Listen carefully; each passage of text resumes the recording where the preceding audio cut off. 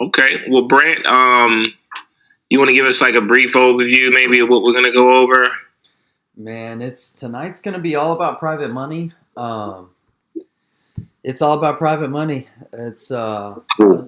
I'll share a little bit about my story, how I got started, and Hmm. um, man, like honestly, like it's about private money, but also what tonight's about is really more. A lot of times, what's more important than learning about the next strategy, about what to do, like the steps that you need to take to do certain things. Like we all need the process, right? You need like a blueprint and that kind of stuff.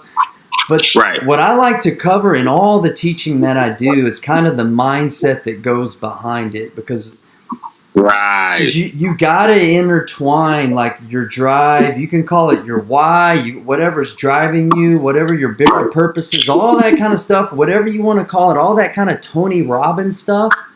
But that's Right. something that needs to be inside of your DNA of your business plan that you're executing. Because Yeah. if it's just a business plan, if it's just something that you're doing to go and make money whenever that obstacle comes, whenever that challenge comes. I heard you guys talking about, the market is going to shift every 7 to 10 years based on history, right? So Right. whenever, and it's already it's starting in some markets already. There's some flat markets. There's days on the market in certain markets and things like that are already starting to happen. You're going to see, man, the thinning of the herds because people are going to get out of this business because they haven't worked on this game up here. They haven't worked on the mindset game, and You know. they're not committed to what they're doing fully enough. They don't really see the end game and the vision big enough. And what's going to happen is some of these obstacles and challenges are going to outweigh their why and their passion. They're going to go back to their job. They're going to whatever they're going to do, but they're not going to keep doing what they proclaim they want to do right now, right? Which is real estate. Yeah. So, Yeah. I'm so glad you touched on that because I think that's a point that's really overlooked, just in general. Um, or let me say it's not underscored enough. Some people talk about it, but it's not underscored enough because the way I look at it, anybody that's self-employed, you are self-propelled. yeah, You have to be self-motivated. To me, it's kind of like the difference between an automatic car and a stick shift. yeah, Like when you're self-employed, you're in that stick shift. And you have to know how to maneuver. Otherwise, it's not happening. You go to a 9 to 5, it's almost like being on autopilot. You go in, and I'm not downing it. But the bottom line is it's a whole different world when you're self-employed versus you go in and you punch the clock and everything's sort of laid out for you. There's somebody to give you direction, yeah, lay out your tasks for the day, so on and so forth. When you're self-employed, man, it is all on you. It's all on you, and you sink or swim. And a lot of people miss that point. And I think it's kind of sad because a lot of people come in, they start their own businesses, they become self-employed, and they underestimate the gravity of that autonomy that they've been given. yeah, And because of that underestimation, they end up throwing in the towel. Versus, like you said, maybe just, plugging into Tony Robbins or, whoever you need to go to get your mind right. And then once you do that, because this is something that can be adopted, you don't necessarily have to be born with the, self-employed mentality. But if you want it bad enough and you're willing to commit yourself, you can, especially with the internet nowadays, it's like you can find so many sources to plug into to get that learning curve and that motivation that, there's no excuse, that there's somebody out there that can help you. Yeah. There's something that I reference a lot with my students, and I tell them when you're starting something new, anything in life, whether it be business, this could be weight loss, personal development, all this kind of stuff. So Right. the way I like to frame it is this: the easy things will become difficult, and the difficult things will become Things will easy. become easy. Yeah. And that's what it is, Yep. because people get comfortable with that 9 to 5 job, and that's easy to stay, like you said, on autopilot, right? With that automatic. it's easy to stay that, but in time, whenever it comes, there's a layoff, or you weren't truly making enough money for retirement, or you hit that burnout and you really want to like take that long travel and all that kind of stuff. That easy path has now become difficult, right? Difficult. That's so true. And that is so true. And you and I know, as entrepreneurs, in the beginning, it's really difficult. You may even say, to a certain extent, raising private money in the beginning may be difficult. But I'm gonna cover tonight, some things that I did, and it was difficult in the beginning. But it was a matter of, it didn't matter that it was difficult, because I was committed to doing the work, staying the course, and handling objections and learning from them, extracting those lessons until that difficult thing became so incredibly easy. And it didn't take, like, it's pertaining to private money, it didn't really take that long. But I just kind of like, all right, this is just a numbers game. It's just a matter of X amount of conversations is going to lead to the positive result. And then I got to repeat the process. And then most likely it'll take less no's to hit the next, lender, et cetera, et cetera. And then, I'll cover all that on the, through the slides. But man, that's what it's all about. Yeah, I think Darren Hardy, the author of Success Magazine, said it best when he said, you're looking for Big Mo to show up. Yeah. And that's his term for motivation. He says when Big Mo shows up, you get that boost of momentum that it can just, it's like a train taking off. Yeah. Once that train, those wheels get to turning, it's like, man, you can almost take your foot off the gas and you'll still have that momentum, going for you. So that's a huge point. Yeah. So, well, it's about 6:30 now, 6:35 actually. So, you can go ahead and kick off, brother. And, you've got an audience. So, do your thing. All right, man. So let's get started. All right. It just became a habit of mine. I usually shake my hands like this, rub my hands together. Y'all might want to do it out there. And whenever you rub your hands together, especially as cold as out there, you feel a little heat. Oh, yeah. So like this. That's energy.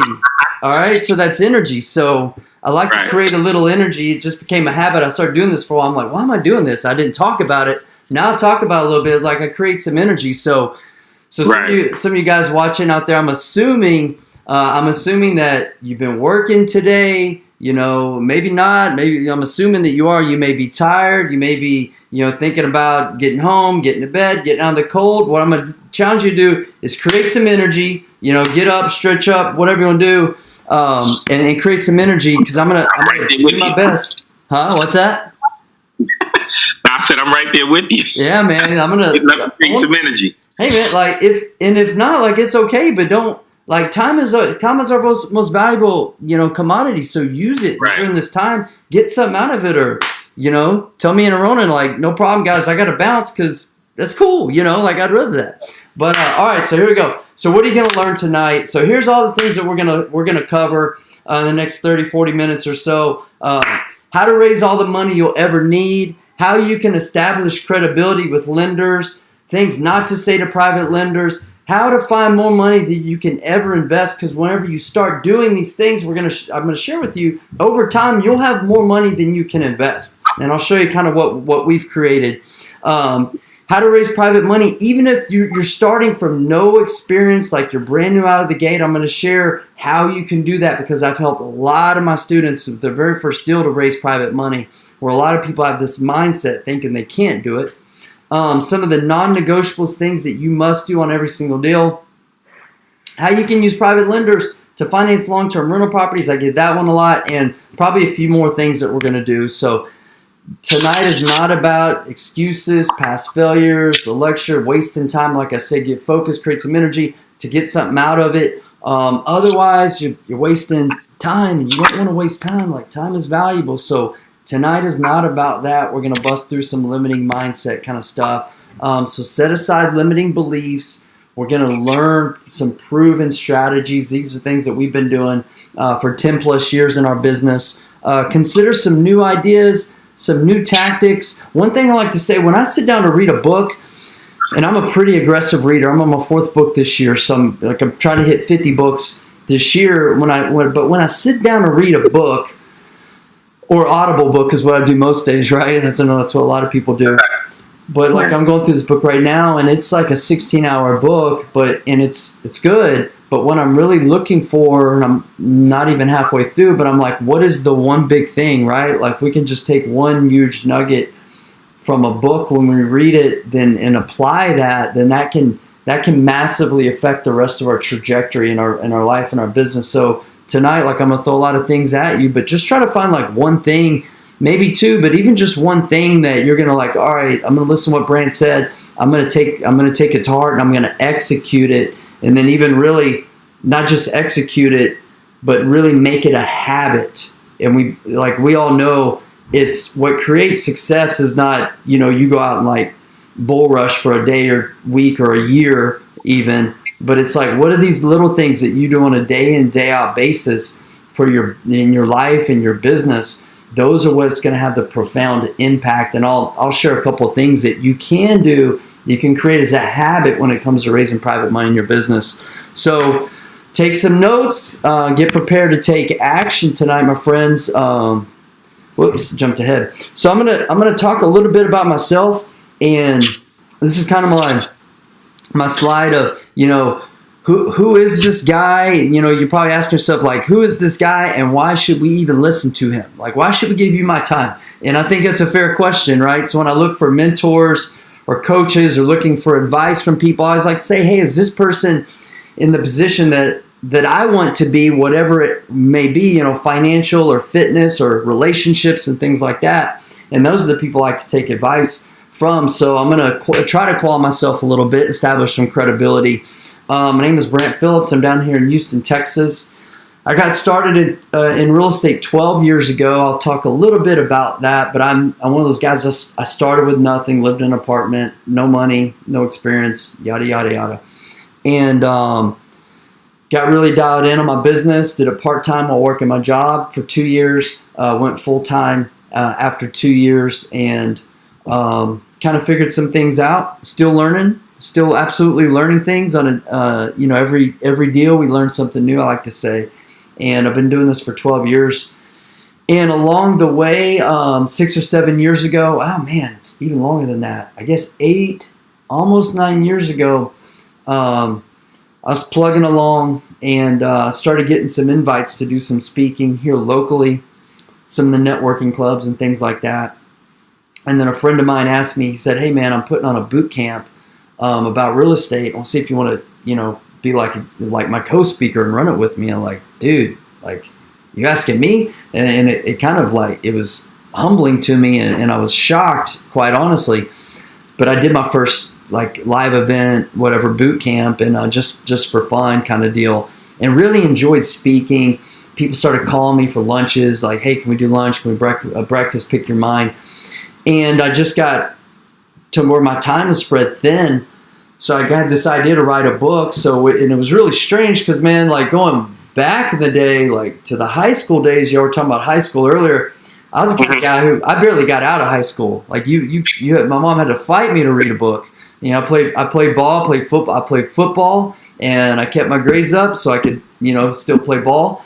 And but I didn't do much extracurricular reading back in the day. But I discovered I really like writing, man, and it's very therapeutic to me. Now I'm an avid reader, and I have been for a long time.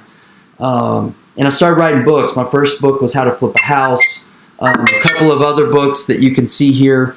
And one that's very pertinent that I'll talk about in a minute to tonight's presentation. But that's the name of my company at the bottom, Invest Home Pro, residential investment company here in the Houston area. Our acronym is ICE. We do investments, construction, education, all revolving around residential single-family real estate investing. We made it to the Inc. 5000 list a few years ago. We were really freaking growing hardcore and fast.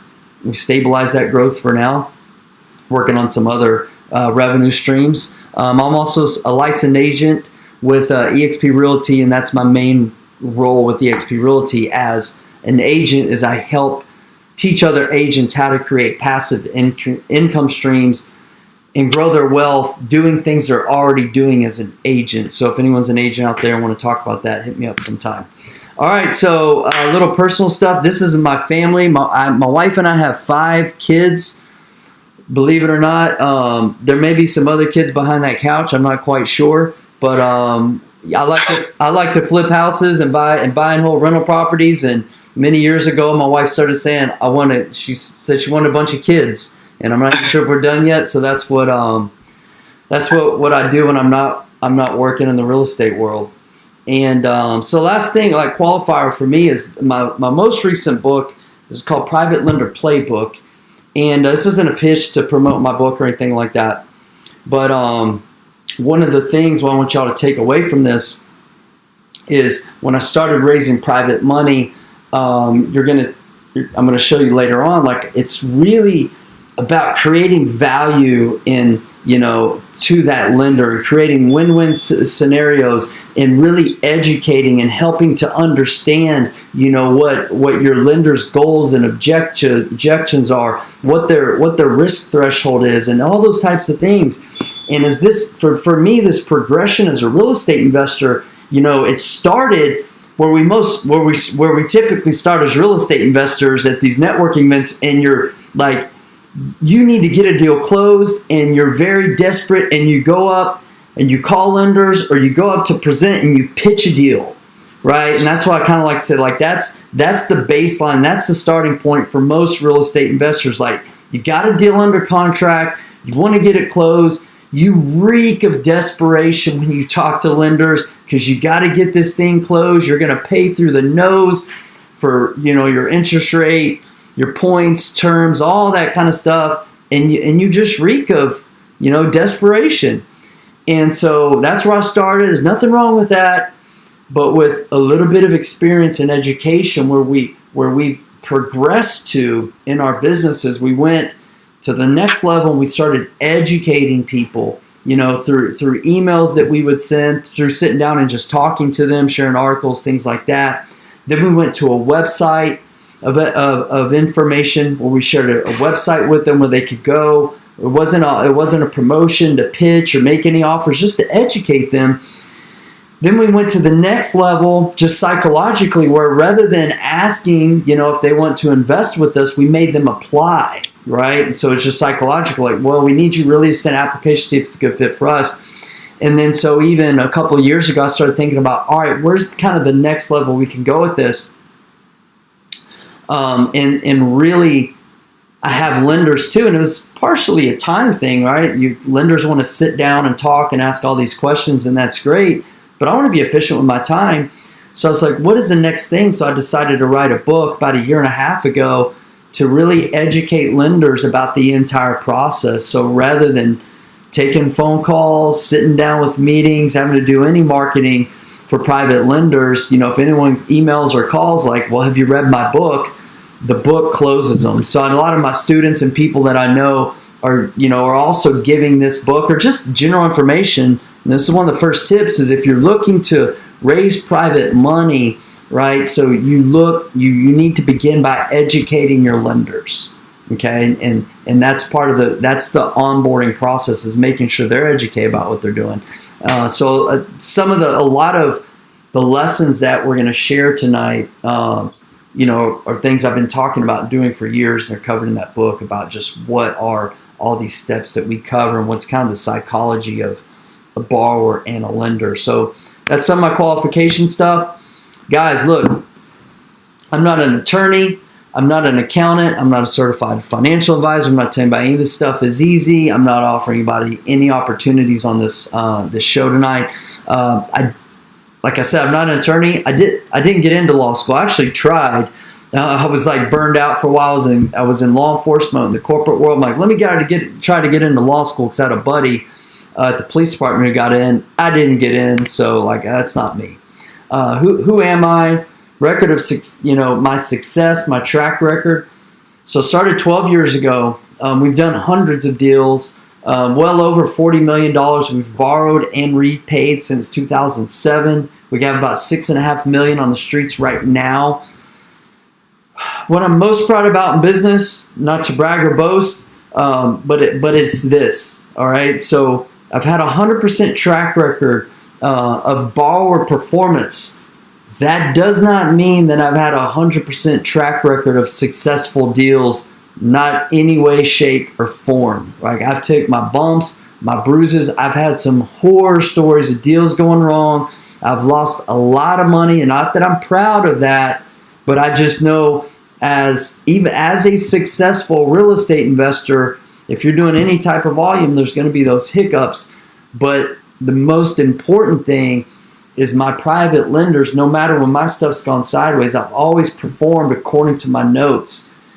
And that's one of the fundamentals of being a successful investor, guys, is like, you got to honor your word, and you got to do what you say, and you got to honor these deals. And you got to find a way to make it work. And I'm going to tell you, there were times when my back was against the wall, and I didn't know how I was going to get out of certain situations. But where there's a will, there's a way, right? And when there's a will, and when there is a why stronger and bigger than the obstacle, you can overcome it. You can overcome it. It may be dark in that valley, but you can. And I'm also proud. I'm also proud that, many years ago I learned multiple exit strategies. When I got in this business, I was a one-trick pony. And what's been really fundamental, I use the word fundamental a lot, to our business is learning how to focus our marketing on a particular type of deal. Now, in our market, we focus our marketing to attract deals that we buy. We do about 40 to 50 deals a year, primarily flips, but we also do rentals, owner financing, and occasional wholesaling, just not very much. But I like to find deals where we can execute any one of these strategies. So for us in our market, that means houses that are median price housing and below. $225,000 and below is where we like to play, long story short. 10-20% of deals that will be over, we'll do some of those, but that's not our focus. A little bit about my story. So when I started, we're going to get more on the specifics of private money, but I'm going to intertwine it all in now. So when we got started, man, so I was working a corporate job, and I don't know about you guys, but I remember the very first day I went to my corporate job. I left law enforcement after 7 years because I just couldn't do the weekends and holidays, and honestly, the politics was the worst part. After my wife and I had her first child, we had our first child. I'm like, I can't, deal with the politics and, like I said, weekends and holidays and night shifts, all that kind of stuff. So I decided to leave that world and went into corporate America. And I came home the first day from my job, and my wife was so excited. She was so excited before I started the job because I was like, we're going to I've got this corporate job, and I don't know what vision she had in her head. I think she was like looking at, it's going to be white picket fence and, just this like whatever kind of world. And I came home from work the very first day, and she was in the kitchen, and she was smiling. She was happy. She was getting dinner ready. She was like, "Babe, how was your first day? Tell me all about it." And I remember I looked at her, and I was thinking about how to respond, and I always try to be honest and authentic, keep it real and raw. I like to say, I said, babe, I think I hate everything about it. Pretty much is how I would summarize my first day. Like, I think I hate it, and I did, like I did. And I told her, I said, but don't worry, I'm not gonna quit. I'm gonna do well. I'll work hard. That's just in my DNA. But I said, I'm going to find something else to do as soon as I can. I had no clue what that was. My family, my dad just worked a job his whole life. Nobody went to college. Nobody invested in real estate. None of that kind of stuff. There's no entrepreneurs really in the close proximity of my family. So I didn't. It's funny, if you don't mind me jumping in here, but it's funny you mentioned that, because I was talking with my son's mother just this morning, and my oldest is actually getting some colleges that are writing him, and he's they're expressing some interest in him. But I was telling her that, like, you know, for him in particular, and of course all the other kids, it's going to be very important for him to check out different career paths and talk to people, because I think that's something that's not done. And I've talked to so many people that have gone to school for 4 years. Like the guy on my team, he went to school for law enforcement. I think, you know, I can't remember exactly what the field was, but bottom line is he became a cop. And on his first day, you know, he realized the same thing, just like you. He was like, you know, I don't want to do this. And I think that's kind of sad. And I think we should teach our youth more that you got to go and talk to people before you enter a field, and not just one or two, like kind of spread it out between 3 and 4 people and just get the average of the opinions that they share with you. And then hopefully that'll help people from falling into the same predicament. But anyway, I just wanted to throw it in. Go ahead. You can continue. I think it's great advice. I did a ride along with a couple of ride alongs with the police department before I went, but also to keep it real estate focused, some of my students or other people just call me and reach out for advice. They're like, hey, I'm thinking about getting started in real estate. What do you think I should do first? I need to get my LLC filed and my website and yada, yada, yada, yada, yada. I'm like, I've told many of dudes, I'm like, bro, don't worry about no LLC, man. You may hate real estate. You know what? Right. You just do a few deals, man. Don't worry about no LLC. Don't worry about your business cards. Don't worry about none of that stuff, man. Right. Just go do some deals. But yeah, it's good advice, man. Like, how many people have you heard that went to law school and like they hate all the time? They seem to be the primary ones. Exactly. Lawyers, they really hate practicing law, but somebody told them that was a good profession, so they decided to dedicate their lives to it. Yeah. So yeah, it is what it is. I've had a few attorneys say, "Damn, I wish I was doing what you were doing." But thank you, sweetie. Sorry, my daughter brought me some water. So anyway, so here we are, and so it took me about 2 years. I was working my job, reading books, looking at other things. I did a little eBay business that made about 15 cents, and did a few little other things. And finally, I discovered real estate, right? Robert Kiyosaki, all that kind of stuff, like everybody, Rich Dad, Poor Dad. And I was like, all right, I got it. This is what I'm going to do. So at that point in time, my wife and I were, and this was January of 2007.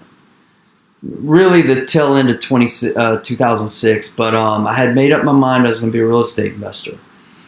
And my wife and I had no money. So when I say we had no money, we were at that stage in life where we had both finished paying off our student loans, paid off our credit cards, starting a family, right? And wasn't bad. It was just, that's where we were. My wife was cutting hair. I wasn't making much money, and it was hard to even pay off student loans and get out of credit card debt, man. It was like this Dave Ramsey, like that was a massive moment for us. And we're like, all right, maybe we can buy a house, someday soon. But right at that point in time, we had nothing. I had no experience, and I was working long hours, and it was a hard job. It was not a cush job. And so I told my wife, I said, all right. So I mentioned Tony Robbins earlier. I've never done the Tony Robbins thing and walked on fire. I've never done any of that. But I've read some of his books. And one of his books that I read way back in the day, man, it impacted me. And I remember reading that book, just goal setting and vision and focus and determination, all that kind of stuff, right? And I remember asking myself one day, I'm like, I'm listening to him, and I'm like, the skeptic in us wants to listen to, read we read some of these books, or we hear some stories, and the cynic in us, the skeptic in us wants to be like, man, that ain't true. That's not true. I don't believe that, because someone's having an experience that we're not having, and when we're honest with ourselves, like now I can see. Like that was true, whether I accepted it to be my truth or not. It didn't mean that it wasn't. It was true for Tony, and it is true for Tony. It wasn't true for me at that point in my life. And I remember just like kind of stepping into that space in my thoughts, and I'm like, you know what? Like, what would it hurt anything if I just consider what he's saying and just give it a shot. And I'm like, why in the hell not? Like, why in the hell not? So I was like, all right, I'm going to give this a chance. So here's what giving it a chance looked like. So I got real clear on my goals. I read about vision boards, all this kind of stuff. So my vision board was, I went home, I should have put a picture in this slide. This is kind of a newer presentation for me. I threw some slides in here. And anyways, I should have put a picture of it because I have a picture of it. Pull up on my phone if you guys want to see it. But I went down to the pharmacy. I got a little poster board, like a 99-cent poster board. And I drew 10 squares on it. And I told myself I was going to buy 10 properties that year. And I was going to buy rental properties. That's how I started, because that was the first coaching and mentoring I got. And he said I could do it, with little to no money.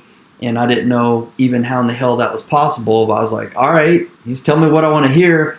Back in the day, I was going to Barnes & Nobles. If y'all remember Barnes & Nobles and bookstores. Yep. I got to always ask there's like these 20-year-olds, and when I go to these speaking events, I'm like, you guys know what Barnes & Nobles is? Y'all know what a bookstore is? And I have to kind of, make sure they know what that is. And I think a lot of people don't know Amazon started as a bookstore. They don't know that, man. Yeah. My son will ask me about random things. He'll see something, whatever, like a phone. The first time I think he asked me was a phone. He's like, Dad, did y'all have phones in the 19s? Like, all right. So I remember, and you probably remember this too. You're not too much younger than me, because I heard you say you graduated in 95. I was in 93. Okay. I remember going to the business section, the real estate section, right? And there are all these books about how to do real estate with no money, right? How you could become a millionaire with no money down, right? Robert Allen. Right. And I'm like, no money down, sign me up. So I bought into it. I'm like, I'm going to go with this. So I put this poster board on the wall of our apartment. I drew 10 squares in. I told my wife, every time I buy a property, I'm going to fill in the circle, write the property name, do a little chart with like equity, cash flow kind of stuff. My wife has been so supportive of me. She's been naively supportive of me with some of my stuff that I've gotten into. She supported me and doesn't need to know the X's and O's and kind of stuff. And she's like, all right, babe, I think you can do that. She's like, I believe in you. And she's like, how are you going to do that? We don't have any money and we're going to buy real estate and we live in an apartment. So long story short, I used the credit card. We just finished paying off. I used it as leverage. Leverage is a very powerful word. So I used leverage as a down payment to buy my first rental property, bought it in hard money, renovated it, fixed it up, refinanced it. I had personally good credit, and we all know it's a different day and age in 2007. I was able to refinance it fairly quickly, went back to my hard money lender, negotiate. I gave him $5,000 down that I borrowed on the credit card. And then, oops, sorry about that. And so negotiate essentially 0% or no money down financing with him. Long story short, I was able to get 10 deals, 10 rental properties purchased and closed before the end of the year. And I worked my you-know-what off, but I got it done, and I filled in that last circle, the end of 2007, and I was like, holy bleep, Tony Robbins is for real, and it turns out this stuff works. So what happened was I had a goal, I had a vision. Really, my goal had nothing to do with money at that time. It was just freedom. I wanted to leave my job. I still hated my job, and like, all right, step one, just escape the rat race, then really focus on creating wealth and money and things like that, right? So I hit that first milestone, was able to refinance, buy and refinance those properties, stabilize them. Year 2 came. I already had other properties under contract, had deal number 11, 12, 13. Went to my banker, and what did he say? You probably know what he said, right? When I went to refinance those, he's like, nope, can't help you out. Because Fannie Mae had the 10 property rule at that time, so I could only refinance 10 properties. And I'm like, oh, crap, what am I going to do here? I've got these properties in hard money. I got to get out of these loans. So I had my back was against the wall, proverbial rock in a hard place. And, you know, for some of you may be in a position like that right now. You may not even know it, but that may be one of the greatest places that you can ever be, because that is the greatest opportunities for you to learn and extract lessons if you're willing to stay in that place, do the work, and look for those lessons and not duck and run. So my back was against the wall. I remember so many of my real estate investor buddies that we were hanging out, going to networking events, 2007, they started going away, they started quitting, they started like getting into foreclosure. I said, I'm not going to do that. My dream for freedom was too big. So I didn't know anything about private money, but I'd heard about partnerships. That's just basic, everybody, you can call a partner. So I started essentially raising private money, but I really began putting together partnerships. So in 2008, I put together 3 partnerships, small level partnerships. Bought 10 more rental properties with my partners. We bought those, renovated, stabilized them. I did all the work. Honestly, my partners didn't do anything. I had one partner bought 5 properties, didn't even look at them. So 2009 comes, and I'm getting ready to quit my job, but I'm looking at what I've done, and making money off the cash flow was not going to pay my bills. I was just burned out to the point like I got to quit my job and figure out a way to make it full time in real estate. And so that's when I learned about private money. December of 2008, a buddy and I went for a mastermind. He dropped down a copy of Real Estate Investor magazine. There's like this 25-year-old, forget his name, it's like Ephraim or something. And he was raising all this money, like millions and millions and millions, and syndicating his deals. Sorry, I'm getting like blasted with texts and I didn't turn off my notifications. So that's where I learned about private money. And I just to fast forward, guys, I said, I'm going to do it. I'm going to figure it out. And I dove in to learning what we're learning now. So I'm going to cover this quick because I'm going a little bit long already. But real estate is about knowing 7 fundamentals. That's what my book was based on. Number one, most important is your mindset. Knowing how to generate deal flow, evaluating deals, estimating repairs, financing, rehabbing, income generation. Should have covered the slide earlier, my bad. But we're going to focus on financing. It's one of the fundamentals. If you ain't got it, you ain't going to stay in business. This is the kind of the flow chart of the 7 fundamentals and how it works. It all starts with the mindset. The lower left-hand corner of the screen is mindset. So, guys, if you're feeling, Dylan, shut that door, buddy.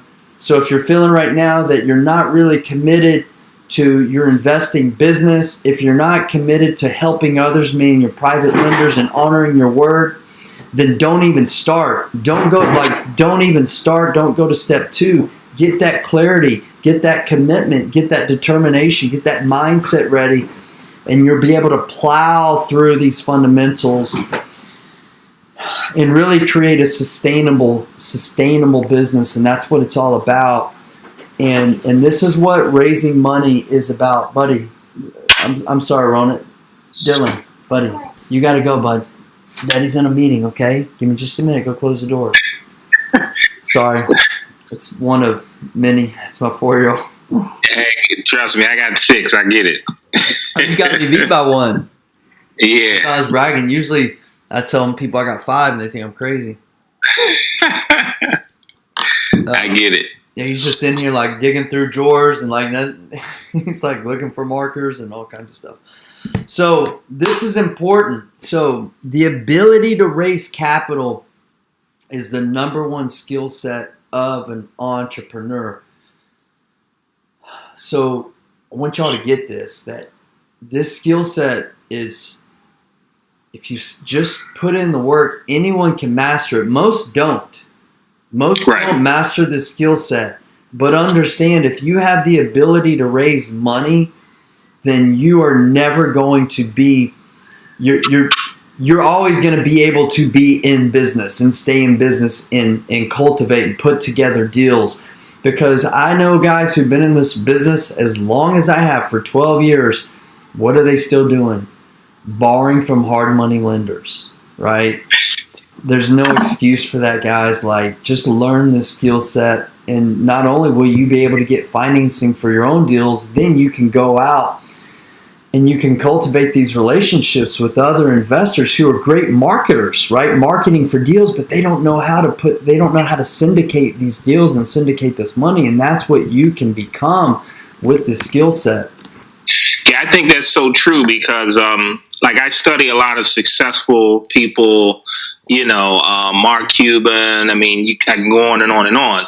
But in every one of their stories, there's always this critical point in the beginning where usually they get some kind of injection of capital. And whether they raise it privately, through people they don't know, or usually it's somebody that's a family member. And they'll get like 25 or 50 grand or whatever it may be. But usually that, even with the guy that started Walmart, it was the same deal with him where he got a lump sum of cash from, I think, his uncle to start his first store.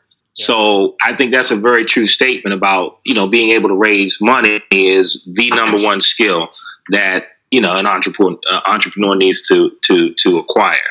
Yeah. Because you can be an incredible marketer, you can find the greatest deals in the world, but if you can't get them funded and closed, what good is that? Now, exactly. You can wholesale, and there's nothing wrong with that, but there's not a single wholesaler that I know that at some point in time wishes they had the ability to invest, and I still know guys who are in this business 10 or 12 years later, and that's all they do. Right, and so they're still essentially just working a transactional business, and right. They're not, enjoying some of the fruits of true leverage, passive income, long-term appreciation, and just being able to take advantage of some of the real reasons like most people get into real estate investing. So I love and I hate this excuse because I hear it all the time. I can't. I can't invest in real estate because I don't have any money.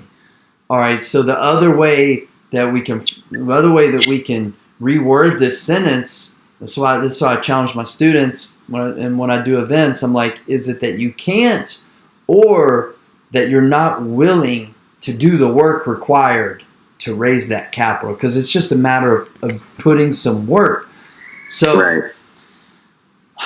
So this sentence here is it starts with one of the most powerful words that you can ask yourself as entrepreneurs. Whenever you're up against a wall, when you don't know how to do something, just ask yourself this question, like, how is it possible? So I'm going to share some of the things that you can do to help you answer that question, is how to raise all the money you will ever need. And that's not some pie in the sky BS kind of statement at all. So let me get into some of the bullet points. So some of this is it's going to sound kind of fluffy.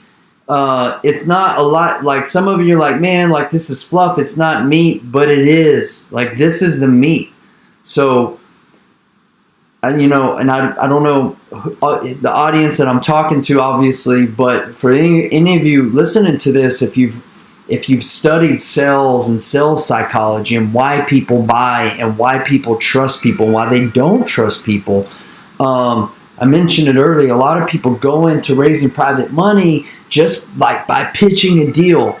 And you can't do that, guys, and have really sustainable success raising money, and it's not that enjoyable. So you have to lead with value. And typically that's going to be with education, with asking open-ended questions to your private lenders, rather than saying, hey, I got this deal I need funded, by next week, and I need this amount of money, and getting into the rehab and all these types of numbers. They're what's called their crock brain. When you're blasting them with the numbers, they're going to shut down.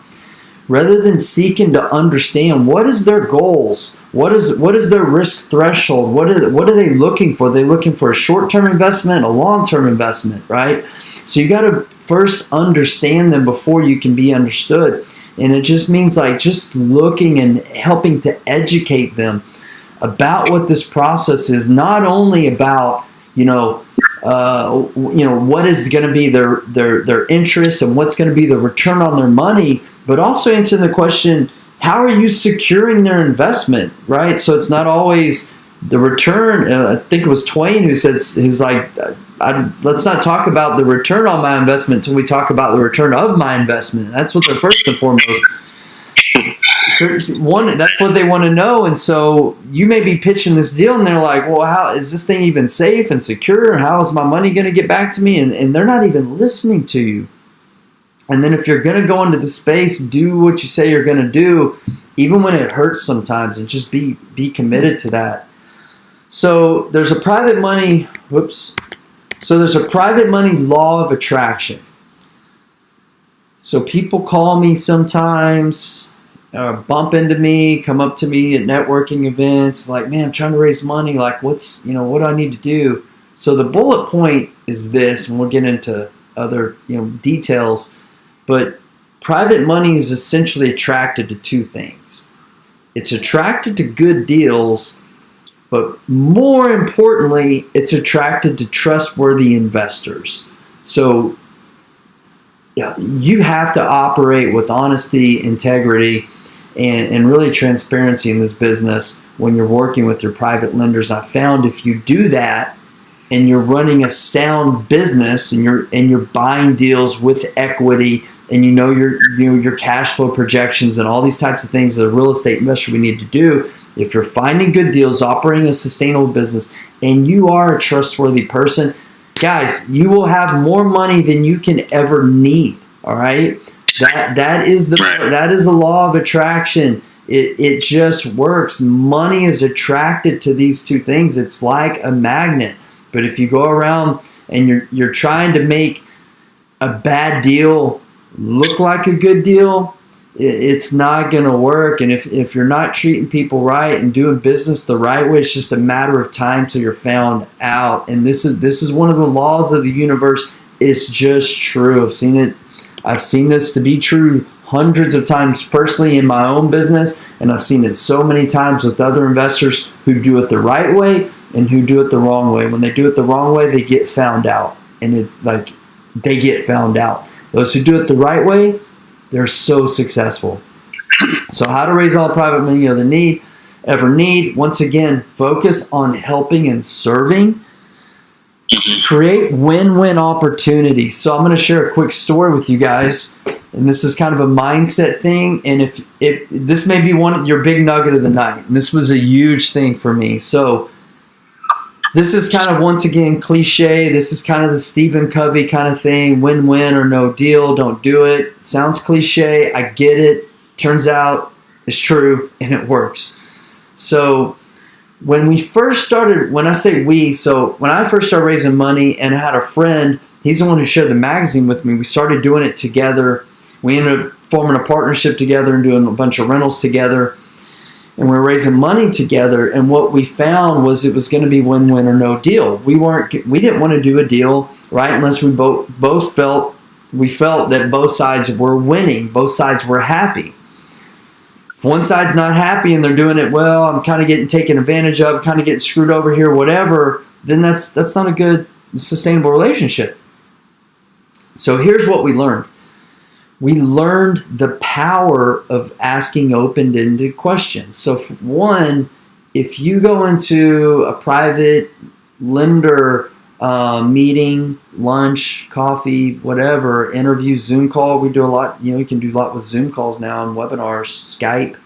And if you just blah, blah, blah, blah, blah, blah, blah, blah, blah, and spew information, talk about you and your deals and your goals and how badass you are and all this kind of stuff, they're going to tune you out. Like, first and foremost, let them talk, right? So, psychologically, the more they're talking and the less that you're talking, the better your chances are.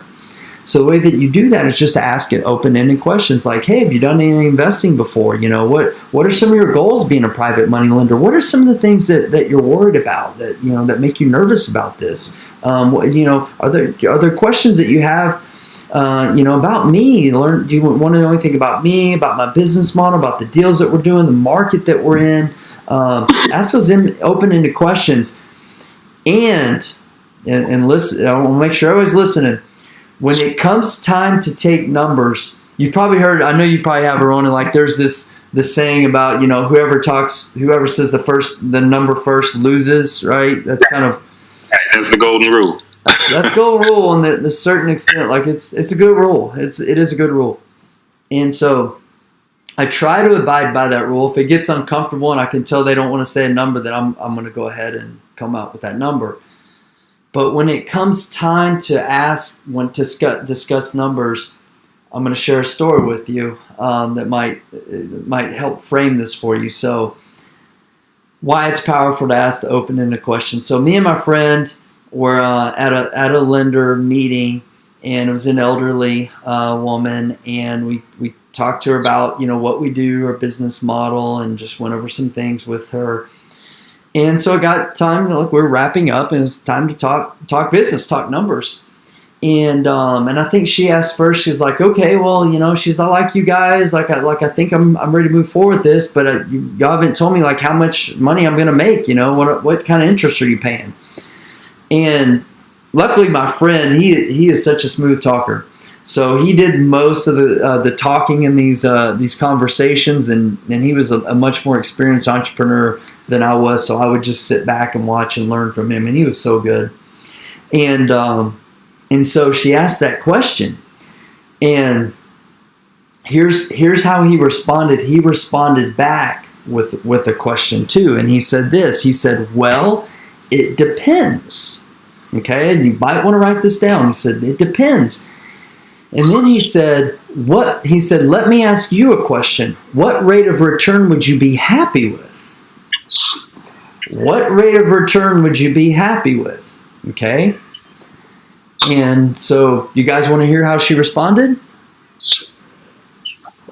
I'm assuming you do, so I'll let you know. So I'll give you some context too. This was a day and age, 2009, whenever we were borrowing at 15%, 3 or 4 points. That was kind of the norm, and it was okay because the numbers still worked for our deals, and that was okay.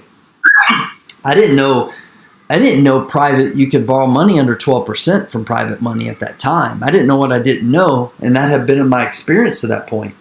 So he asked her, he said, "Well, it depends. What rate of return would you be happy with?" And she said, "I think I'm earning 1% from my savings or my CD," or whatever she said. She's like, "So I'd probably be happy with 5%. Bingo. Got him. So you want to know how my buddy responded? And this is also classic, and I can't tell you how many times I've used it since talking to lenders and buying houses. And he very eloquently said, "That's not the number that we had in mind, but I think we can work with that." So if you get one thing from this webinar, rather than talk about interest rate and points, by the way, we never tell our lenders, hey, we pay points. Guess what? If they don't ask for a point, we don't feel the need to educate them on what a point is. And we don't pay points on most of our deals. If you're buying a house, whenever it comes time to talk about numbers, you can ask your seller, well, what if they say, "Hey, what are you going to offer me for my house?" Say, "Well, it depends. What price would you be happy with?"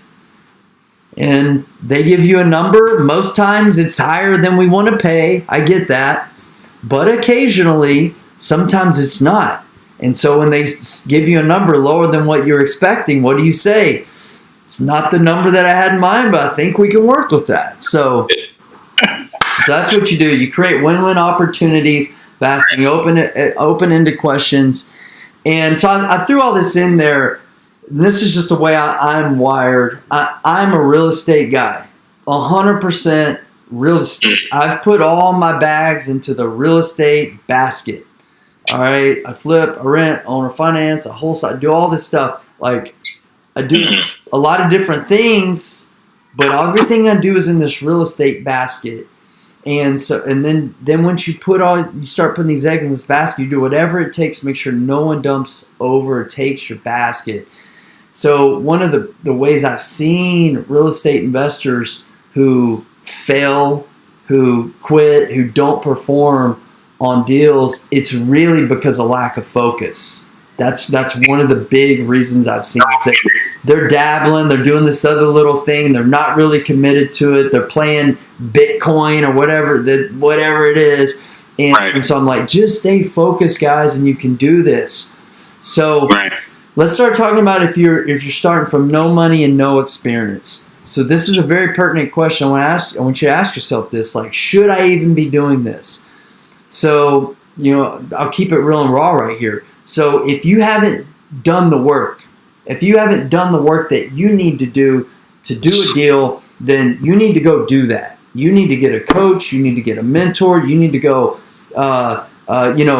just be a gopher. Like, go find a real estate investor who help. Like, go check on his rehabs. Go whatever he wants you to do, and learn the ins and outs, and read every stinking book that you can read. Like, become an avid reader. Figure out what you need to do to make sure that you feel like you're ready to borrow, like become a borrower with private money. If you're not, don't do it. Like, truly don't do it, because this when you're borrowing private money, this is people's hard-earned money. Like, some of these, this is their life savings. They've worked their entire lives for this money. You need to treat that like with your life, like literally with your life. And that's my mindset. I told my wife when I started raising a lot of money, I remember one day I came home and I had talked to another potential lenders that looked like they wanted to invest. My wife, it's great. I'm like, it's great. But I'm like, babe, it's a little bit overwhelming, because these people, like, I was getting up to like probably $1 million that people had invested with me. And I'm like, man, if things go sideways, if things go wrong, I told my wife, like, I'll do whatever it takes to make sure my lenders get paid first, even if it means us selling our house or our houses. Whatever it takes, my lenders are going to get paid. And that's always been my mindset. I don't tell my lenders that, but I think they feel it. I think they feel it and they know it. And so that generates that trust. So make sure that, I'm not saying you have to have all the confidence in the world, like that you're going to be 100% successful, but make sure you're 100% committed and you know what you're doing. You know how to navigate that deal. You're not putting their money in a bad investment. You're able to communicate what you need to communicate with them about your investment. And if you answer yes, and let's talk about this stuff. Actually, let me take that away. But if you're a no, like, that doesn't mean you're a no forever. It just means you're a no right now. Get that coaching, get that mentoring, get that experience. Go to those boot camps. Maybe do a few deals in hard money. Guys, I did my first 10 deals in hard money. Actually, my first essentially 15 deals in hard money. Even with my first 5 partnerships, I did in hard money, and then we refinanced those. My next partner was a cash investor. So my first 15 deals were in hard money, so I learned a lot. I learned a lot from hard money. So if you feel like, man, like, I don't have the confidence, experience to raise private money right now, that's good. Like, that's good. That's where you're at. And it's good that you're being honest with yourself. That doesn't mean you're no forever. It means you're a no maybe on your first deal, maybe on your second deal, and everything changes and you have that confidence, like, yeah, I'm ready for this. Go do a hard money loan deal. Because a hard money lender, if you're just starting out, you're wet behind the ears, you've never done a deal, they're a good safeguard. They're going to look over your shoulder. They don't want to loan to you on a bad deal, and they're going to tell you no. I remember my 6th or 7th deal, one of my buddies, he was now my buddy, who was a hard money lender, he told me no on a deal. He wasn't going to lend to me, and it pissed me off. And I'm like, who is this guy telling me no? Thinking I'm like, some real estate mogul. And I'm like, I remember going home that night and telling myself, I'm going to show him that I can get this deal funded. I'm going to go find another lender to fund it, and another hard money lender to fund it. And I got home and I was thinking about what he told me. And that deal was in a rougher area I was investing in, and the rehab was way rougher than anything I'd dealt with before. I was doing like paint carpet rehabs up to that point. And this deal was major foundation, probably a cracked sewer line, windows need to be replaced because the frames were bent, the roof was shot, maybe had the decking need to be replaced, like everything copper stripped. My budget was way under, so he was really looking out for me. And I remember that night I was thinking about it. I'm like, man, this guy's probably loaned on hundreds of deals. Here I am on deal number 6, and I'm thinking I'm going to show him and tell him what he needs to know And maybe I just need to humble myself and appreciate him telling me no on this deal because he may have just saved me. So there's lessons to be learned working with hard money lenders. But when you get to that point that you're a yes, here's what you need to do. Create a plan. I'm not talking about your business plan for your business. You should already have that. If you don't, then that's a no. Like, figure out what your investing plan, your investing model is. Then create a plan about raising private money. So what does that mean? So when I first started, man, a lot of it's a numbers game. So I said, man, this is a numbers game. So all I'm going to do is make phone calls every single day. Like, I'm going to make one call a day. So if you want to make one call, 5 calls, 10 calls, whatever it is, make a plan. Say, hey, I'm going to talk to X amount of people. I started calling friends and family in the beginning. Whoever was in my phone was getting a phone call. It didn't matter if I knew they were broke as a joke. They were still getting a phone call. And I didn't even know why. I'm just like, let me get on the phone with them because maybe they've got a rich uncle or maybe they've got a friend or a family member that they know. So I'm just like, let me just plow through this. And so I learned it didn't take very long till actually I got a yes. And she did one deal and she partnered with me.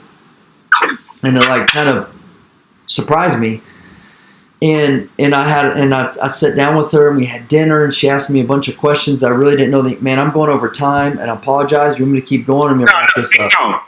No, you're good. Okay. So have a plan. Execute. If you tell it's like going to the gym every day. Reps equal results. Say I'm going to call one person, 5, 10, whatever it is. Have a plan. Execute it. I started calling friends and family members. One thing led to another. Here's what I learned, guys, and this is there's 2 types of knowledge in life. There's 2 types of knowledge. There's book knowledge, right? So you can read. There's education, like knowledge, like you can read it. You can get on your phone. You can listen to what I'm saying right now, and you're getting educated. You're getting some knowledge. That has a life value on a scale of 1 to 10 of like 0.1. Okay, maybe a 1. Right. Where the true education is experiential. It's when you go out and do it. That's all that really matters, my friends. So here's what I've discovered, and I didn't even know what I was doing. It was so powerful. So I'm making these phone calls. I'm having people tell me no. I'm having people laugh at me. I'm having people ask me questions I don't even know the answers to. I'm bumbling and stumbling my words. I'm twisting my tongue, not knowing what to say, not knowing how to respond, getting frustrated, feeling like a loser. I'm going through all these emotions, but I'm still doing it because I had this picture of freedom, and I knew that raising private money and creating partnerships was going to help me get there. So I'm like, doesn't matter, I'm committed. Like, it doesn't matter, I'm committed. Doesn't matter, I'm committed. So here's what happened, guys. Later on, 2008, I got a meeting with a very high net worth individual. I don't know how many millions this guy had available liquid, but he had it. And I got a meeting with him. I got to sit down with him. And now, where did you find this gentleman? So my wife was a hairstylist. She was cutting his wife's hair. She's like, oh, so-and-so looks loaded. You should try to talk to her husband. She had known the girl for a while. So my wife is not shy or bashful or whatever. So she referred me people that I met and talked to, and a lot of them said no. But it was because my wife was a hairstylist and had a client who had a lot of money. That was it. So I met with the guy, sat down, and man, this dude is so experienced and so successful. I don't think he asked me maybe 5 or 6 questions. He had invested in real estate and apartments and all this kind of stuff before. And and I answered his questions, and I was a little bit nervous, but whatever, man, it didn't matter. And man, we weren't very long, and he was like, he's ready to go. He's like, all right, man. He's like, I just got one condition. And I'm like, all right, what is it? He was like, excuse my French, I'm just quoting, but he's like, I don't want any, he said, I don't want any fucking lawsuits, all right? And I'm like, all right, like, deal. And we're off to the races, man. That guy never came and looked at a property. I called him. I said, hey, man, I got a deal, a first deal under contract. He said, is it a good deal? I said, you know it is, or I wouldn't be calling you. He's like, all right, well, tell Aaron to wire you the money. And I'm like, don't work like that. It's going to be wired to the title company. We never accept money from lenders, okay, people? It goes to the title. He's like, tell Aaron to wire you the money. Like, no, it's good, man. It's going to go to the title company when we close. He's like, all right. So we bought the property, renovated. I call him up. I'm like, hey, bud, like, we finished the rehab. Do you want to come take a look? He's like, Brant, I ain't got time for that shit, man. I trust you. It's all good. Talk to you later. Click. Never came and looked at a property. But my point is this, guys. Like, so the Super Bowl's coming up this Sunday, right?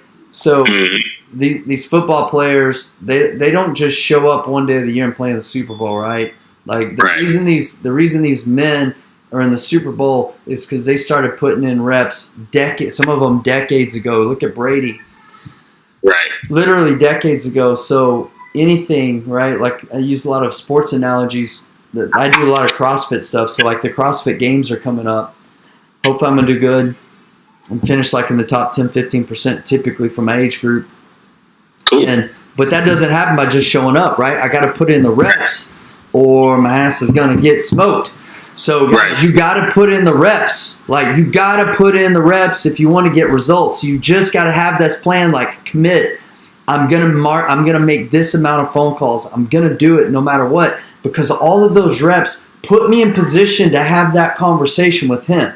So if I hadn't had put on those reps and had those phone calls, he would have laughed at me. I couldn't have got the deal closed, right? So number two, market like a banshee. Once again, you need to go to networking events. You need to come to online forums, whatever you got to do, and you got to let people know you're doing deals and you're looking for money. You got to establish credibility. Differentiate yourself from these guys going out and pitching deals.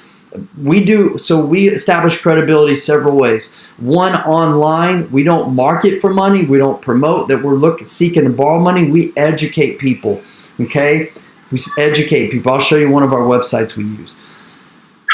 Social media, rather than, saying, hey, I'm looking for money, blah, blah, blah, on a deal, like credibility, say, hey, look at this deal we just finished up. We did this flip deal. We utilized private money. Thank you to our private lenders who funded our business. Like, people see that and they're like, man, like, what is this guy doing? How could I be a private lender? Nurture relationships. You have to understand that you're not going to meet a private lender 9 times out of 10, you're not going to meet a private lender the very first time. They don't know you from Adam, and you have one conversation, and they're going to say yes. Guys, it doesn't happen that way. Laws of marketing, sales psychology, people need to be exposed to a product, a service, a message, a person 5, 6, 7, 8, 9, 10 times before they say yes, right? Yep. We all know that. So, we started doing email, like, there's another takeaway. So, if you've got one potential private lender, start creating a list, all right? Create a spreadsheet. Name, email, phone number. Start creating your list. I learned this on accident. So we had our database. We started collecting a database. I had a deal. I'm pressed for time. I've been calling and texting lenders. Hey, we got a deal. Do you want to, you want to fund it? And then they're asking questions, and I'm in all these 4 or 5 different conversations with lenders to fund one deal, right? That's good when you're slow, but if you're doing 5, 6, 7 deals a month, that's kind of a problem. So I'm like, I got to be more efficient. I don't have time for these conversations. Let me do an email blast. So I blasted all my lenders. So we started doing email blasts. And that was cool. Some of them would respond. Most of them wouldn't. And I was like, all right, cool. We got a lender. I did an email blast. That's more efficient, right? So here's what we found out. So even if you have 5 or 500 lenders, every time you have a potential deal, I want you to do an email blast. Because here's what we learned. We got a new email system, and we could track metrics, right? Open and close rates, all that kind of stuff. So one day I'm digging through it. We had done an email blast, and I'm looking at the open rate. And I see one of the lenders had opened a deal like 12 times, the same email. And another one opened up like 10, and one 8, and one 7, and 6, and 5, and 4, and 3, and 2, and 1. Like, there were like a lot of people opening up. And then I started digging, and I saw lenders were opening them up every month, but they weren't responding. So then, long story short, I started seeing after a lender was on our list and they saw a deal and a second deal and a third deal, they were going through that incubation process till they're pop, like a piece of popcorn, right? They were just ready to pop. And then finally they respond. And so now I look, if it's a first-time lender and like, hey, Brant, I'm interested in that deal. That's not the first email blast they've seen from me. You see what I'm saying? They've seen stuff from me on Facebook, email blast about other events, speaking, or just email promotions about deals. And typically it's that. And they see it, and they see it, and they see it. And then they're like that's what your database is, guys. It's like popcorn kernels. And you got to heat them up. And the way that you heat them up is you give them education, you give them value, you give them potential deals, and then pop, pop, pop, pop. Then they just start popping. Does that make sense? Makes perfect sense. So let me ask you this. So when you see, first of all, the system that you use, is that MailChimp, or what system do you use where you're able to track and see? Well, we use Infusionsoft, but okay. It's also known as Confusionsoft. I'm not recommending nor endorsing it. I hate it as much as I love it. Probably hate it more than I do love it. Right. So when you see these open rates out there, what's that? Yeah, when you see the guy that opened 12 times, did you think to maybe reach out to him and give him a call, or what made you wait until he decided to reach out? No, man. So like literally, we don't have time for that. And what we've created too. So the bigger your database gets, is like our lenders are essentially competing for deals. So there was like Travelocity, was it? Like they're making all these hotels or whatever compete for business. So that's what we do. So whenever we send an email blast out, the way that we word it, we say reply back, with the rate and terms that you're seeking for this deal. So another thing that happens is new lenders to list, they'll reply back, I'm looking for 12% and 2 points. So like, ain't gonna happen, Captain. So we'll respond back like, hey, this deal's funded. Thank you very much. It's funded, it funded with, lower rates and terms, but let us know in the future if you're interested in another deal. So another thing that's happened is we've talked private lenders down from 12, 10, 9, 8, 7, and 6%. Because what happens, guys, is you add more value, and the value that you can add is trust. Okay? The more people trust you, the more willing they are to accept a lower rate of return. So I say this a lot when I speak about private money, is that you can tell the experience of the borrower by what they pay for their money. You can tell the experience of the borrower by what they pay for their money. So what will happen is a lender will reply back 12%, 12%, 12%, and it's 2 or 3 months later. And I'm respectful, but I'm like, bro, you're not borrowing at 12%. And then I'm like, hey man, sorry, unfortunately, whatever, professionally. And then a couple months later, they're like, all right, Brant, what's it going to take to get it done? I'm like, well, if you can do 8% interest only, no points, we can make it happen. All right, do it. So that's the reason why, because we're not just getting one responder, we're getting multiple responses. So we're not going to chase people who aren't raising their hand saying they're interested, essentially. And that's one of the rules of marketing too, guys. Whether it be marketing for deals or marketing for dollars, your goal as a marketer is really to put your message into the marketplace, educate, add value, and wait for people to raise their hands. People raise their hands, say, yes, I'm interested. That makes closing, that makes doing business so much better than asking someone to, hey, are you interested? They haven't raised their hand. Like it's also called permission marketing, right? Like you're asking permission. So when they say, hey, yes, they reply back, they're saying, Brant, you have my permission to talk to me. And also when people raise their hand, it's also saying, Brant, I'm giving you permission to close me, right? And so that's kind of my view. So let me ask you this, Brant. So these private lenders that you have in the database, obviously you've established a relationship with them because obviously, folks in here, many of them are aware of the SEC rules and regulations. So you're not speaking of people that you haven't actually talked to and interacted with initially that you drop into your database, right? Because obviously that would violate the SEC rules and regulations. So you're speaking of people that you've established a relationship with. So yes and no. Okay. So, and I'll explain. So the answer to your question is yes, but I'll clarify. People that I know or I have a relationship with, not necessarily a personal relationship with, right? So I've done deals with lenders. I've never met them before. I was walking through a property one time and there's a guy walking in the house. I'm like, I got kind of startled and I'm like, can I help you, man? And he's like, yeah, I'm the lender. I was just checking on the project. I'm like, oh, nice to meet you. I'm the borrower. And I've gone to speaking events and I'm speaking and my lenders are in the audience and I've never met them before. So it's very important to know.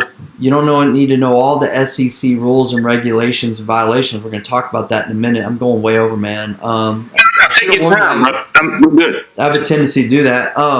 So in the very beginning, I've hired an attorney. My friend and I did. It was my friend Jack. So Jack and I hired an attorney and said, hey, we're about to start raising this money. We don't want to end up in jail. What can we do or not do? So he told us essentially a couple of things. He's like, one, if they're accredited investor, high net worth individuals, whatever you want to do, it's fair game, doesn't matter. He's like, number two, and this is just what we do.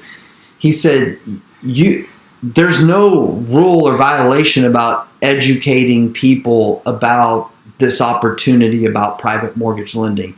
That's all that we do. So we created a website all about education. Okay. We create a website that's all about education. So we educate people. I speak as much as I can speak. Go out and speak about private money. That's why I wrote the book. So another reason is so people get the book. They get in the funnel, right? So people read the book. They reach out. They get onto our list. So that's why I don't know a lot of these people that end up on our list, right? So you have to nurture those relationships, but you may just be doing it through social media. People see me on social media, Facebook, LinkedIn, and reach out through those avenues, and I don't really know them. So you start doing these things. You're gonna start to grow too. I like to think with the end in mind. I think it is very important that you build a team. What I mean by a team. So it can take off fast too. So I encourage you, find your real estate attorney. If you're going to find a closing coordinator, find who your title company is. Start building that team. It's going to be important to systemize this thing very early in the beginning. It's going to increase the confidence, the consumer confidence, if you will, of your lender. Don't quit, guys. It's like me talking about it, it's easy because it's the 10,000 hour rule, like the Michael Jordan rule. I've just done it a lot. It wasn't always this easy. Just don't quit, man. Just don't quit. And when you get to the point like you're quit, about to break down, or even you have success, repeat it. Go back to the very beginning, tweak your plan, repeat all these steps over and over and over again. So how do you establish credibility with lenders? So I'll share a way that you can get a certificate, you can get education, you can get training, you educate them. Let's think about our competition, guys. So typically our competition is, real estate investors pitching deals and then really successful elite investors who are already established and already have that credibility. And so you may not be like them, but you don't need to be like these guys. So how you establish credibility, you nurture relationships, you water, right, plants. And the way you do that is education. Get them a book, email them a PDF, email them an article, post things on social media that educate people about this opportunity, because, guys, and if you don't understand this, private lending is an amazing opportunity for people. Like, it is an amazing opportunity. I got my book here. I'm going to share about it in a second. It's an amazing opportunity that people don't even understand as lenders. It's important that you understand it and you educate them about it. But you got to communicate it. Don't know about it at all. That's what I've found. Like, a lot of folks don't even know that you can invest through lenders. Many people don't know about self-directed IRAs. So that's a huge point, that, you offer something to them. And, because many people are tuned into what I call WIIFM, what's in it for me. Yeah. If you can show them what's in it for them, then you're bringing value. And in exchange for that value, you're able to build a relationship. That's it, man. Like, it's all these, like, just general marketing principles that we've heard over and over and over again, but truth is they work. And then, like, I put the social media stuff because we got to use the power of leverage, and when there's power in leverage, so use it. Like, these social media platforms are so powerful if used in the right way. And to be clear, I'm not telling anybody to go out and say, you don't make pitches for private money or say, hey, I'll pay 12% or whatever. Like, you don't do that. You educate. Like, and just repeat. You got to be consistent in your marketing. Like, does anybody not know who Coca-Cola or McDonald's are? Like, everybody knows Coca-Cola and everybody knows McDonald's. But if we go sit down and turn on the TV, what commercials are we going to see every stinking day? Coca-Cola and McDonald's. Coca-Cola and McDonald's, because they just know, like, they're consistent, and every single year, man, it's like the Big Mac, it's back, or the McRib. The McRib is back for a limited time only, and they do all those little things, man, like that, and it works. Just get certified. So here's an example of our website. If y'all want to look at it, that's the domain. You can go look at it on your own time. It's HoustonCapitalGroup.com. But we just give some information about there, show them how it works, put a little video, yada, yada, yada. We also put a disclosure and a disclaimer. So we disclose the risk. And essentially, a nutshell is investing is risky. There's nothing guaranteed. There's nothing safe about investing, right? So part of our education is you can secure your investment, right, by making sure that you've got a title policy and insurance, and learning how to make sure that there's equity in the deal and how to set up draw requests. So that's what this whole book does. It educates them, and I wanted them to understand the entire process, understand the risks, understand everything about it, because when you have an educated lender who really understands and you're the one that educated them, there's that law of reciprocity where they're like, man, I learned so much, and I feel like they become empowered, right? Because when fear comes because you may have a potential lender and they've got fear, like they want to do it, but they don't understand something.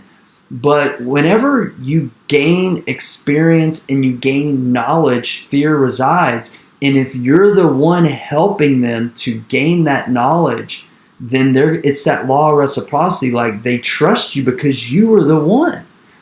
So that's what we do. Well, not only do we educate them about how great it is, but we educate them on all the negative stuff that can happen.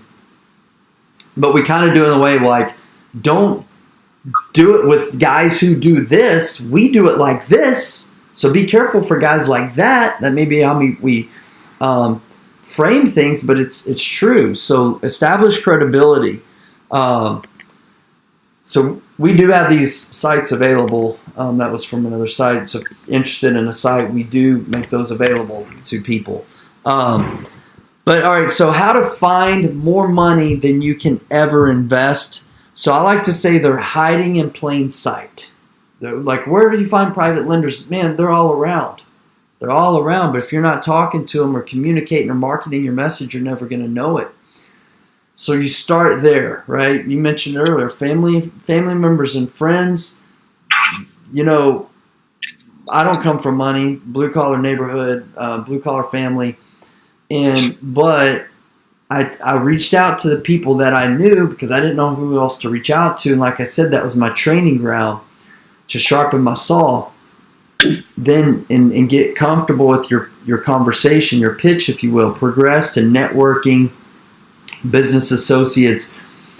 There's a lot of lenders that come to events. We host a local meetup every single month, and that's one of our intentions is to attract private lenders to that event. And now I'll tell you where our focus is. So our focus is self-directed IRA investors. Absolutely, like that's the sweet spot. For us, that's probably half, if not 60% of all of our lenders are self-directed IRA investors. And then just experienced predisposed lenders, right? So we like people who understand it already, come to us with education, and maybe from my book or other source of education, but we like people who are predisposed, like they know it, they like it, they've done it before, they have some type of real estate background.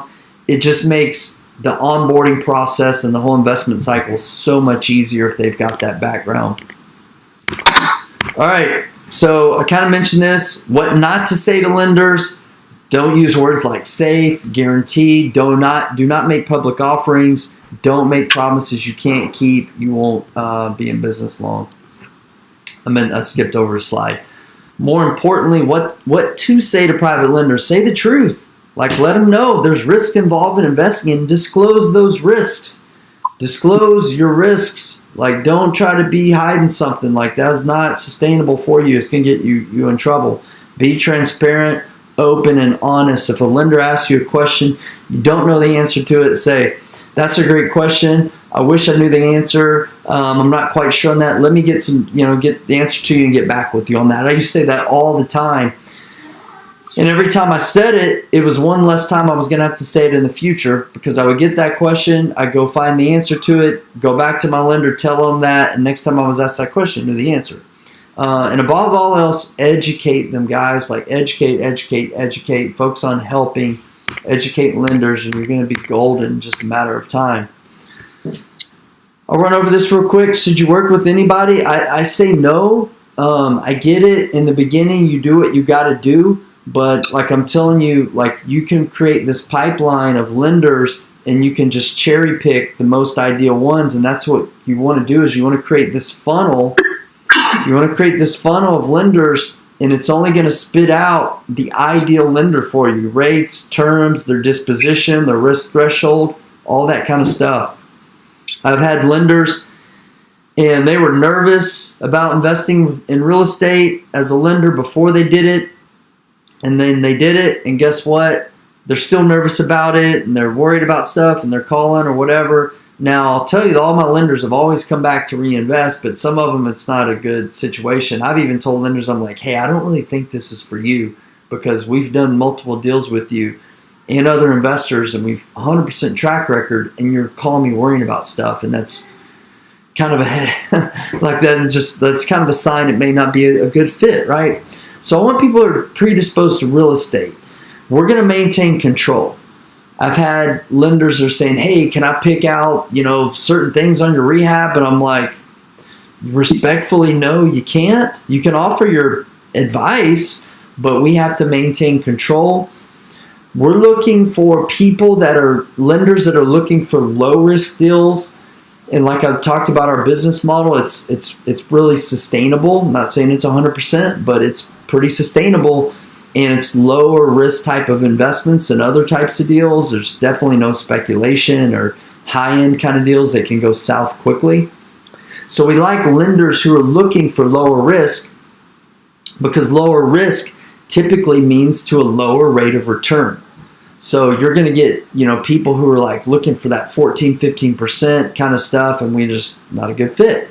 We want reasonable returns. and recyclable lenders only. May have misspelled recyclable, I'm not sure. But anyways, so we want people who we're going to keep doing business with. So, like I said, every lender we've ever worked with has come back again. Now, there's been a couple that they were somewhat abrasive and rude, and I wanted to like treat my staff very rudely, and I was like, we don't need your money, thanks, but no thanks, when he came back again. So, but that's who we're looking for, people that we can continue to do business with over and over and over again, because 80% of our lenders we've been working with for 7, 8, 9, some 10 years now. I've got my number one lender tree started 10 years ago, and they did 1 deal, and then they did 2 deals, then they did 3 deals, then they 4, 5, 6, 7, 8, 9, 10, and then one of their mother passed away, so the husband's mother passed away, so he inherited money. Oh, she started investing with us before his mother did. She had a trust. She began investing with us, and she passed away. Then they started putting that money to work. Then he retired, so he had a self-directed IRA now from his company. He had started investing in that. Then his son also received inheritance money from his grandmother, so he started investing with us. Then they had, like, literally, true story, then her sister sold some business for 7 figures, and this is like 3 or 4 years ago, so they're telling her how much they love, investing with us. So then they started investing substantial amounts of money, and then their son married a very, very, girl's got a lot of money, right? Family money. So they told them, we've done probably 100 deals with Brant. You need to put your money to work over here. So now she's investing, and that's how it grows. Like, that's literally how it grows. And that's how, like, it's win-win, guys. So here's the things that you must do every single time. Always close at a title company. Always use an attorney to draw up your loan docs. Always get title insurance. We include a mortgagee's title policy. It doesn't cost that much more, but that's really for our lender's benefit.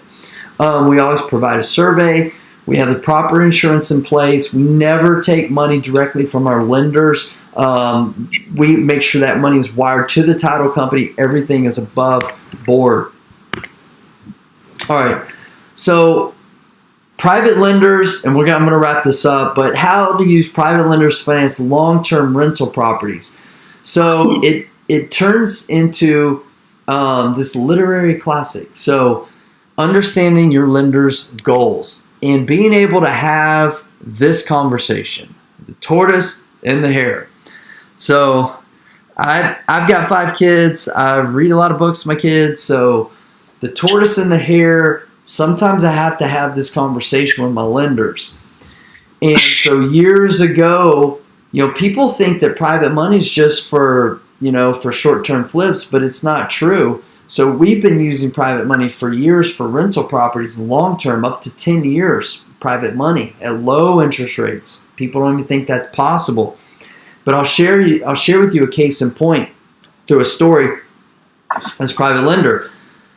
So this guy came up to me. I was speaking at an event. I finished speaking. He came up to me and he said, "Hey, Brant," he's like, "I've been watching you for a while." That's very important. He's like, because he's been watching me at other places, right? He's like, "I've been watching you, and I like you. Like I feel like I trust you, and I want to invest with you." I'm like, "That's great. Just let me know when you're ready to get started." He's like, "Well, I'm ready now. So I've got this money sitting in my IRA that I need to put to work." I'm like, "That's great. I'll email you a potential deal. We email them out every month." And he said, "Brant," he was like, "I want to let you know," and he kind of changed his tone. He said, "I want to let you know that I can get 12%, return on my money." And I said, "Hey, man, I think that's great. If you can get that, you should probably do that, because we're not borrowing at 12% right now, but that's okay. You should do it." He's like, "Well, I really like you and I trust you." I'm like, "I like you too, and I like you too, and you seem great, but I've got a financial responsibility as a business owner and a husband and father of a growing family to borrow capital at the lowest rate I can. And so no worries, man." So a few months later, He came up to me again at another event, speaking event. Actually, it was the same event. So I was going to this IRA company and speaking there every month. He came a few months later. Same conversation. So, man, Brant, I got this money sitting. I want to invest with you. I'm like, well, I would like you to. And he said, well, I got to let you know, I can get 12%. I said, I think you told me that before, and I think you should do that. That 12% is great. And I do some lending my own now. And when I lend, I like to loan at 12 and 15% too myself. And he's like, yeah, well, but I trust you. And long story short, it didn't go anywhere. We had this conversation again sometime down the road again. So here we are again. I don't know if it was 9 months, 10 months, wherever we're at. I finished speaking. I drink a lot of liquids. I drink a lot of water and a lot of coffee, all the time. If you're ever around me, dang, Brant, drink a lot of water. I also have a pea-sized bladder. It's not a good combination, but it is what it is, what it's made. So I'm up here speaking for a couple hours. I got to go to the boys' room when I get done speaking, and he comes up, and I'm like, man, I'm going to get wrapped up in this conversation again. And he's like, Brant, I need to talk to you. And I'm like, Joe, is it about investing? He's like, yeah. And it's like, I got that money sitting. And I said, Joe, I got to go to the bathroom. If you're here when I get back, I'll talk to you, but I got to go. He's like, no, Brant, I got to go too. I'm going to go with you. I was like, okay, let's go. So he's talking, we're talking and chit chat and kind of going down this path. And literally we're at the urinals. So literally I'm turning around like I'm doing my business, back of my head, right? And he's next to me. So imagine we're sitting here looking at the wall. I'm doing my business, and he proceeds to tell me while we're doing this, he says, Brant, I can get 12%. And so I literally stop what I'm doing, and I look at him, and I said, my friend, you've been telling me almost for a year you can get 12%. For whatever reason, you're not doing it. I said, we just put a rental property under contract. You can loan at 8% on that deal for 2, 3, 4, 5 years. I don't care, but it's got to be 8%, and you got to take it or leave it. No more conversation. And he was like, damn it, Brant, you're right. So we washed hands, and then we shook hands. Right? It's a handshake agreement. So anyways, guys, so the thing was this, is the more educated and experienced that you get with your lenders is that you will be able to navigate through these conversations. So I have conversations with people, and they say, hey, I want, 10, 12, 14%. And I'll tell them that's great. Can you get that to a trustworthy investor? And I use the word trustworthy. Can you get that with a trustworthy investor? And I'll wait for the response. Yeah, I think I can. I'll see what their confidence level is. I'm like, great. When do you think you can put that money to work? Do you think it will be something you can do in the next couple of weeks or the next few months? And they're like, well, and they may say I can do it quick or maybe not. I was like, okay, well, let me ask you a question. If let's say you loan that money at 12 or 14% on a flip property, a lot of flips, that money may come back to you in 5 or 6 months. When that money comes back to you, how quickly are you going to be able to put it back to work in the marketplace? And I'll wait for the response, and then I'll ask them, I'm like, and also, do you enjoy doing due diligence on a deal? Vetting the borrower and looking at their deal, and do you have the time and capacity for that, and really the skill set, to really understand the risks?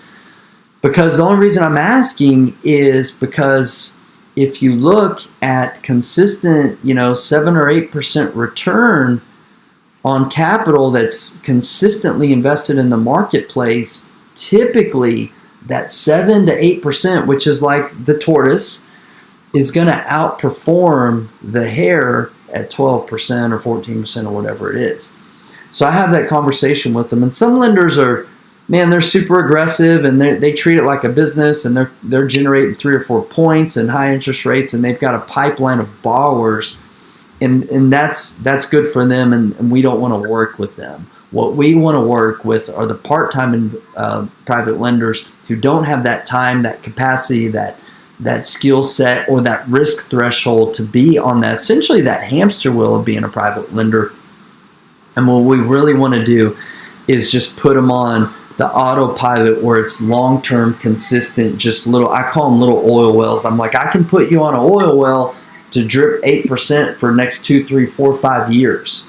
And I'll tell you, if you're borrowing at 8% interest only, you can hold a rental property like that, that'll cash flow pretty good. And we do some, like I said, 5, 6, and 7%. We've done in the past. 8% is the average.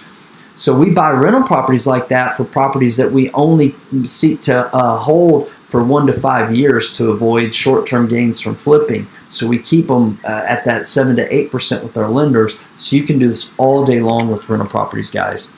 All right, so we're going to get wrapping this thing up. I'm going to share so this is a conversation that changed my business forever. So this was in 2009. This is the tail end of 2009. I was a full-time real estate investor. I had done my, 20 rental properties before with my partners. Then I started raising private money.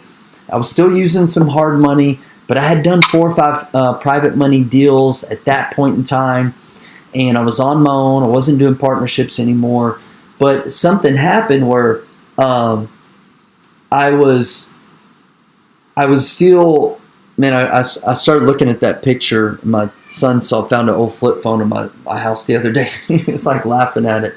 So that this phone was like reminding me of that. Sorry. So anyways, I got a phone call from a lender, a private lender.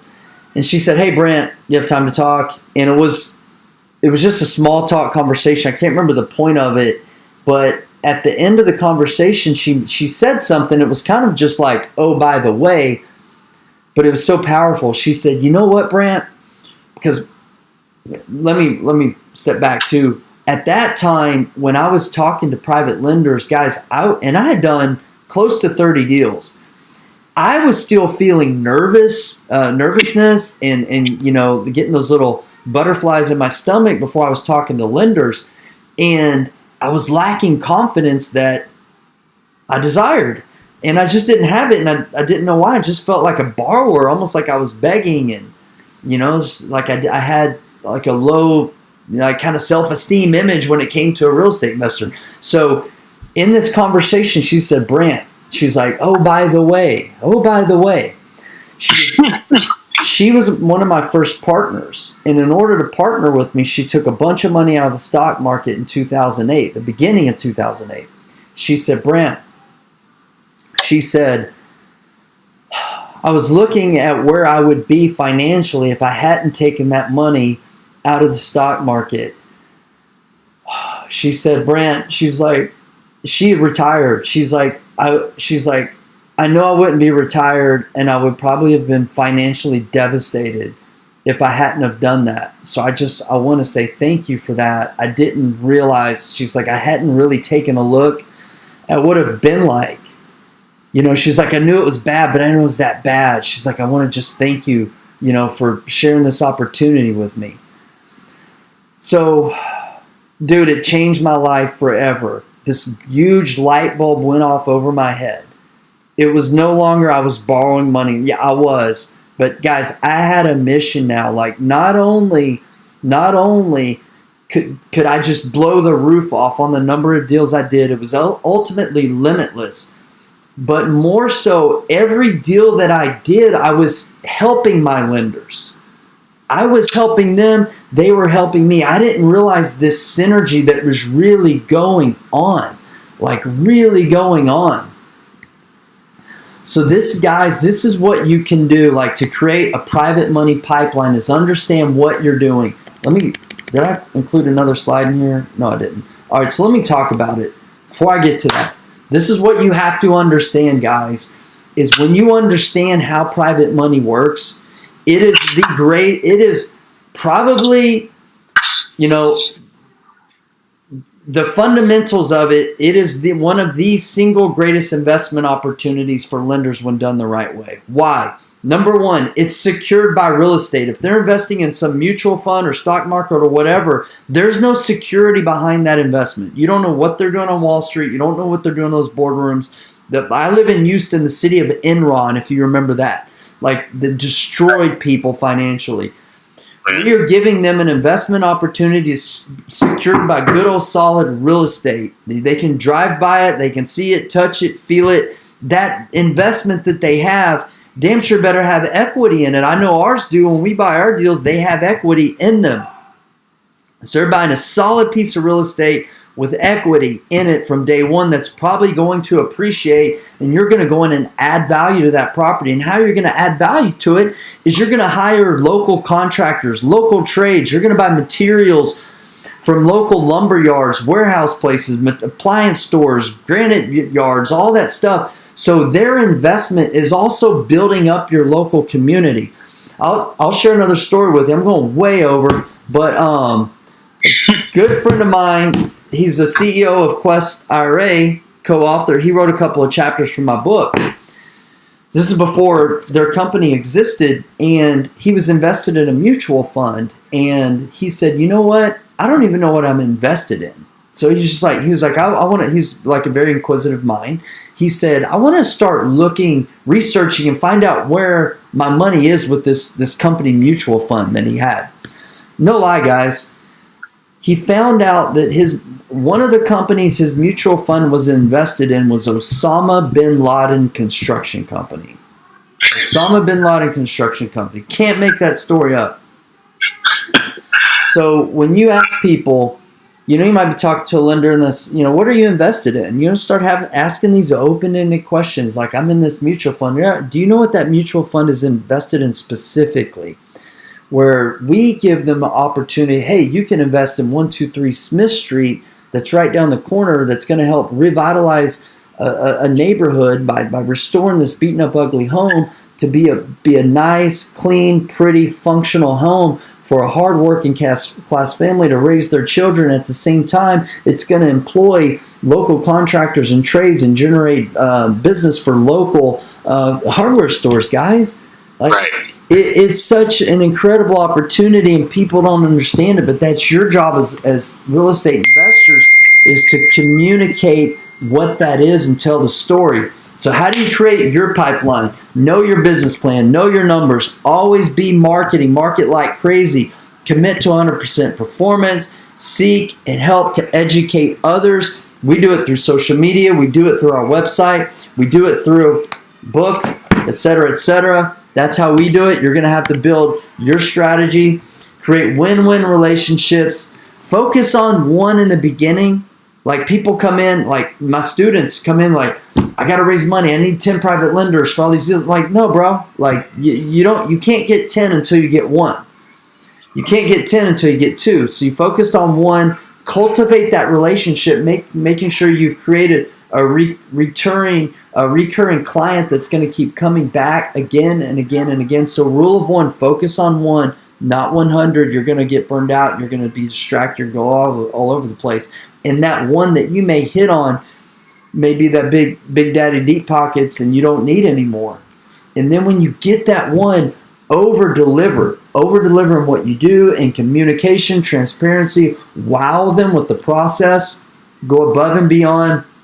They're going to come back and they're going to refer other people to your business. So last thing I'm going to share, actually I'm not going to share it, I apologize, but it's you tell me if you want me to share it. I have to read 2 pages.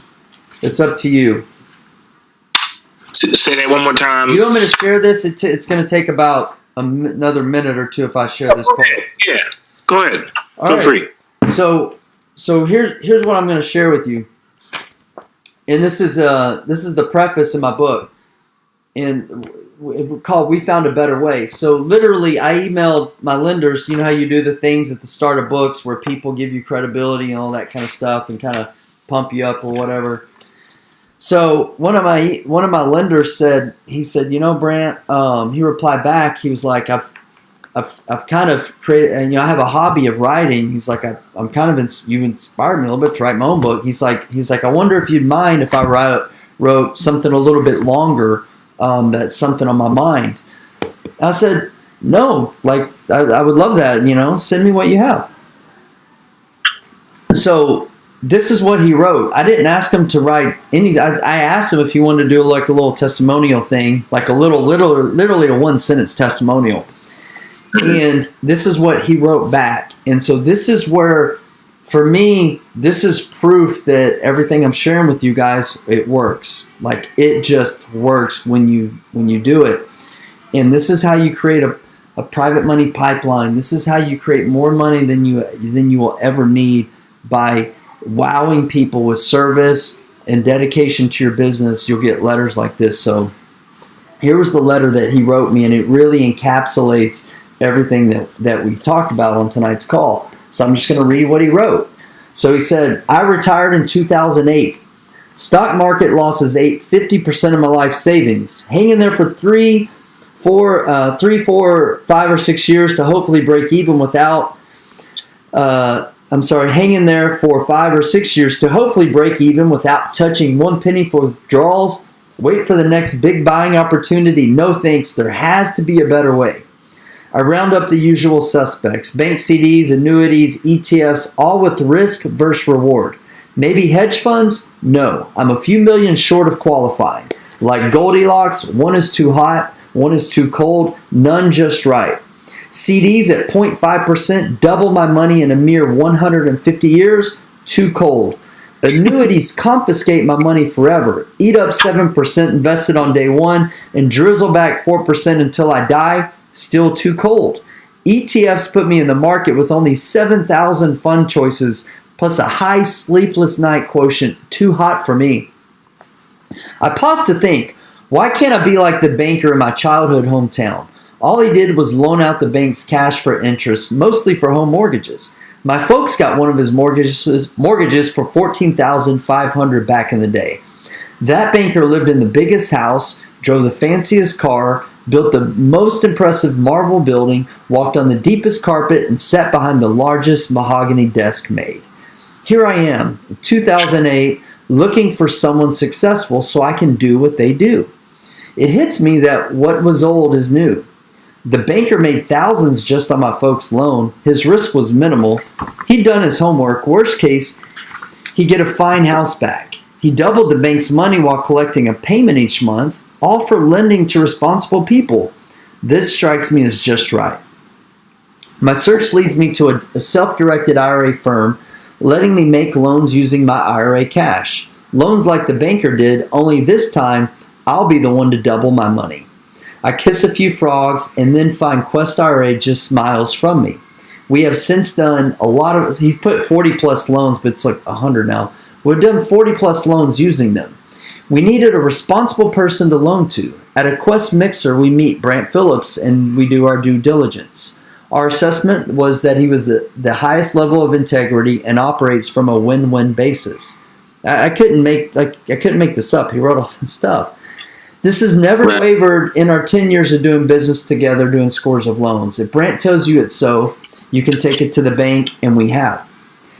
We have found the better way. Several examples in this book are loans. They provide a steady stream of mailbox money. We sleep well knowing our cash plus interest will return to us, all secured by homes. Homes that hardworking families live in. Quality properties where local neighborhoods are improved. We help Brant, his family, and people be well provided for. No annuity or ETF can match that. Is there a learning curve to know the steps in loaning your money? Yes. Is there paperwork involved? Yes. Good carpenters say measure twice, saw once. My advice, read this book twice. Know you're in good hands. You have found the person who's successful. Do what he does. It's on this book. This is the last paragraph. When you have a big enough why, the how becomes small. I'll say that again. When you have a big enough why, the how becomes small. We just returned from 3 weeks in Hawaii and have our next Costa Rica trip set thanks to those interest checks. As can you. We encourage you to take action. That's this training in work, people. It works, and it works for your lenders when you do it the right way. So that's it. Arona gave me permission to make a small little pitch. If you guys want a course, you can go here. That's brantphillips.com/private money. There is a course.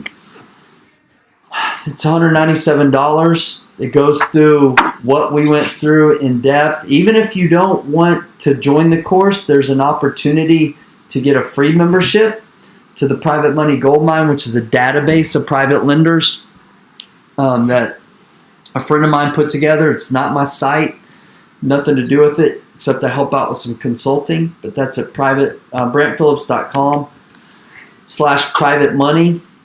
If you want to get further education about this. And that's it, man. Here's all my contact information. If y'all want, anyone needs to get in touch with me about any, private money or talked about EXP or whatever it may be, that is my contact information. And man, I went way over, so I apologize, but I did perfect, man.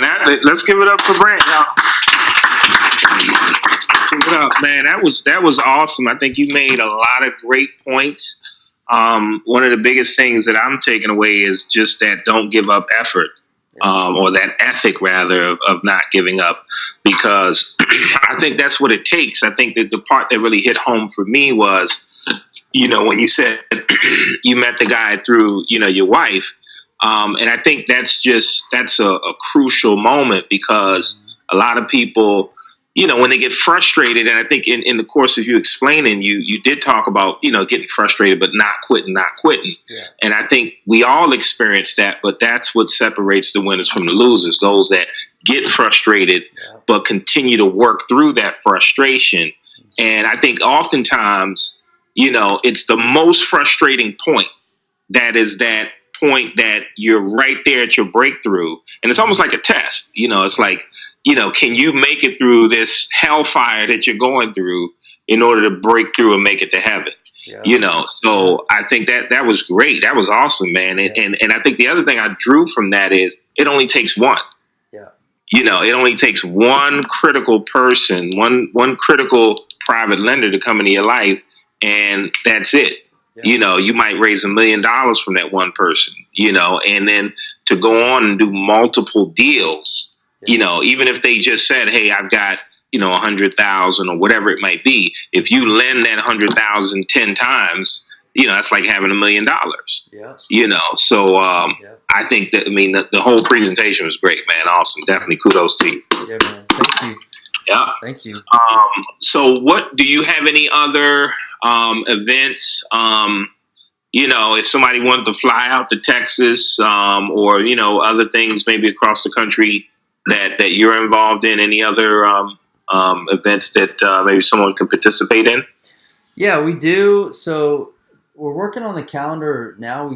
We've got a lot of events coming up tentatively, but we don't have them published on my calendar yet.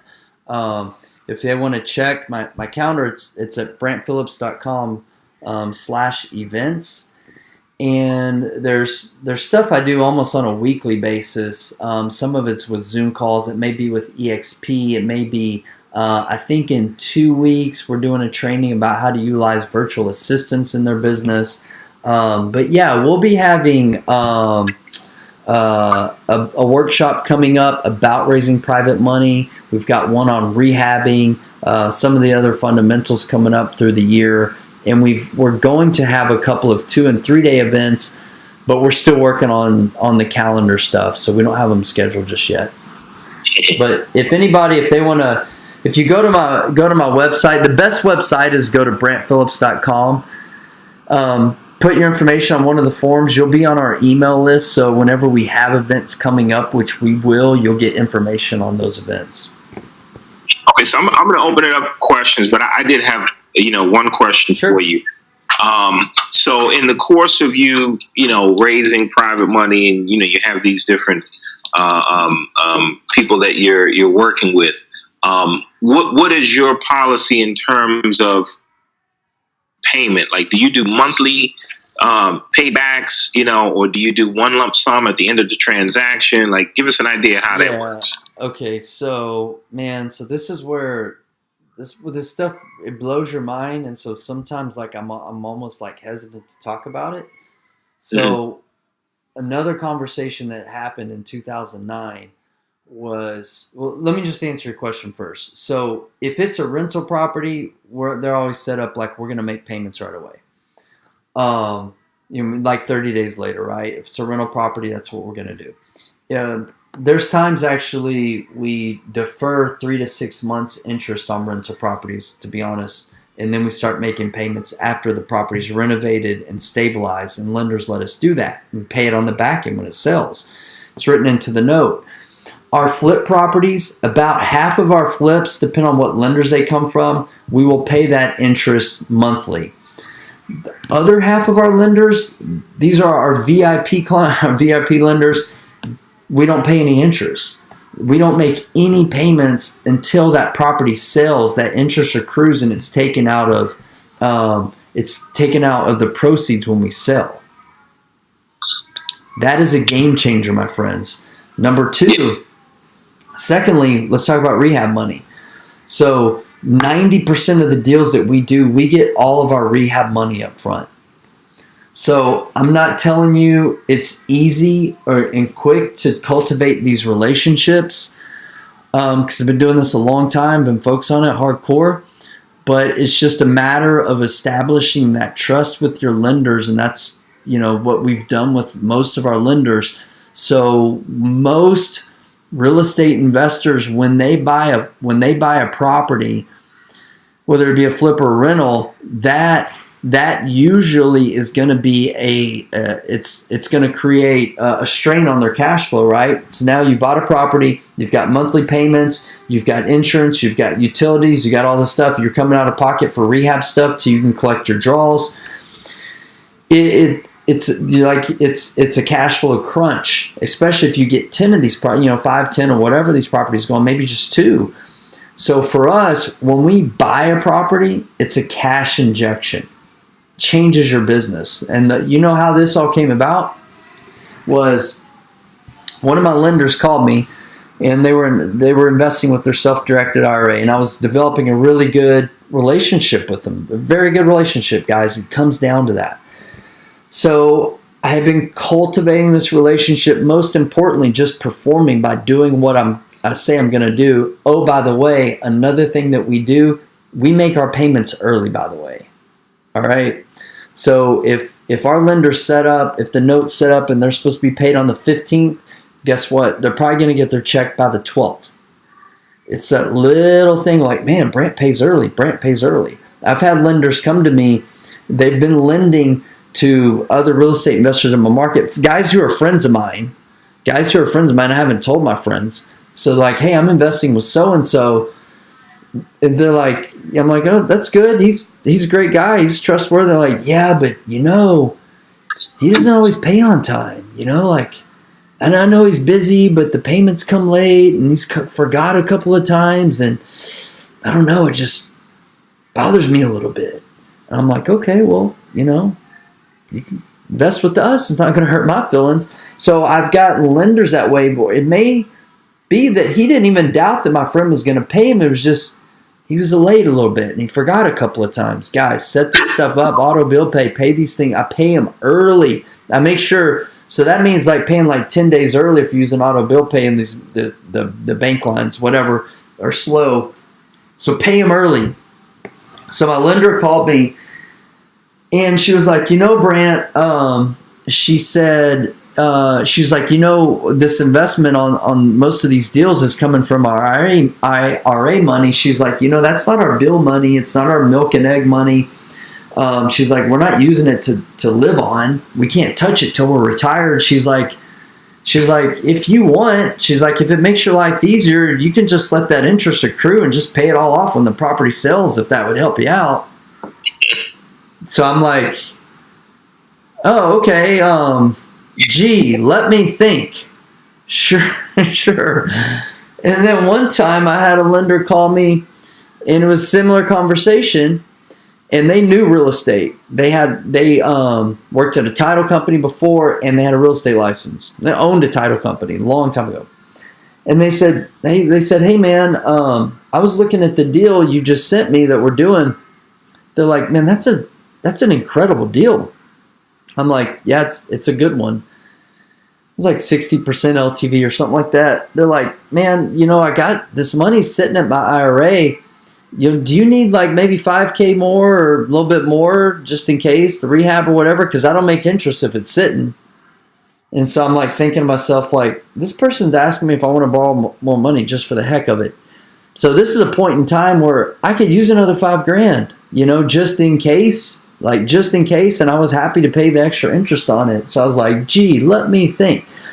So we essentially learned how that we could even over borrow money that we needed. And the way I'm real cautious when I say this is we never violate loan to value ratios. So for us in our market, like we never violate more than 75% loan to value. But if we've got a deal at 60, 65, 70% and we want to reimburse ourselves for, $3 or $4 grand of marketing costs, or just in case, we're not sure about the AC and it goes out and we want to pad or cushion that budget just in case, you better bet we will.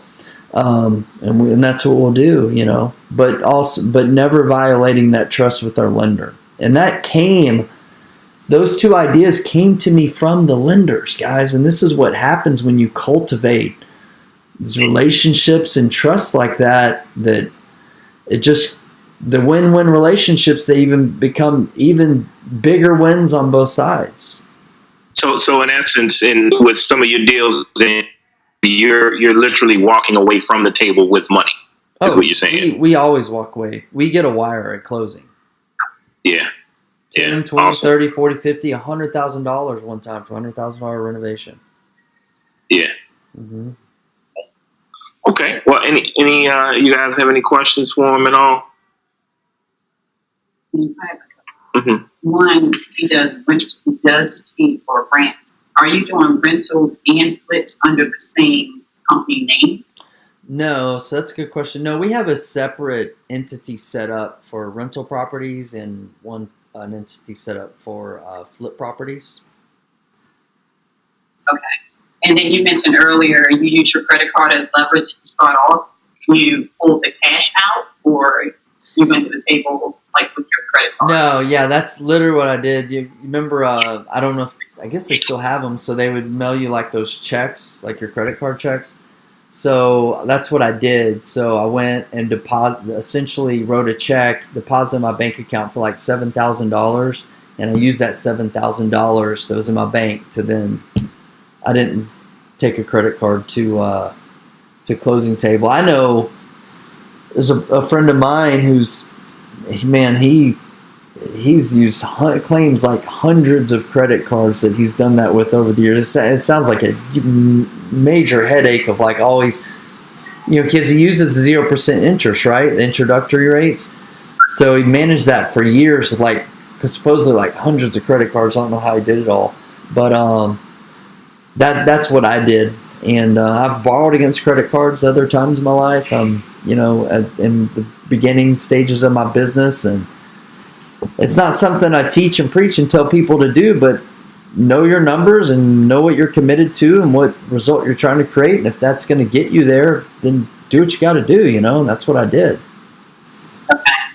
And then the last question, when the hard money lender said no, I think it was your sixth property. Mm-hmm. What happened with the property? Did you still move forward? No, I did not. Or nope. Were you able to get your earnest money deposit back?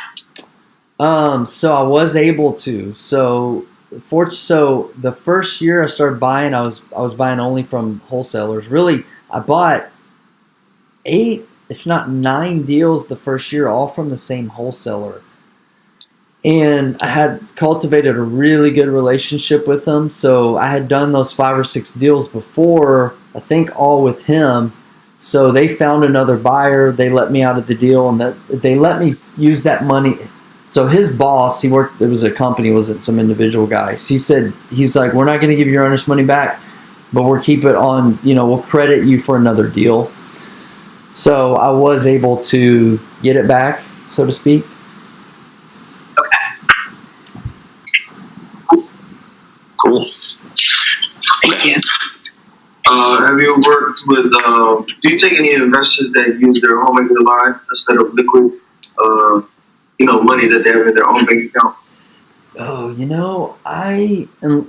if it's a self-directed IRA, I know where it's coming from. Our lenders who come to us, I usually don't get into too many conversations about where the money comes from, but I'll tell you this, where if someone told me, hey, I'm pulling out, a home equity line to invest with me, I'm going to say no, actually. One is, on average, we're borrowing about 8%, and, those home equity lines these days are what, 4, 5, 6%. Like, I don't even think that's an okay return, but yeah, I wouldn't feel comfortable with that. And some people have come to me and they seem very, like, they're the kind, they're looking for a high risk, like they're looking for a high rate of return, and they don't have much money, and they seem very desperate, and it's just putting out a bad vibe, and I don't like that. Like, I really like to do business with people that have a good energy, if that makes sense. And so, without any more information, and just we're generically speaking here, probably I would say no. I guess I'd need to know a little bit more about the situation.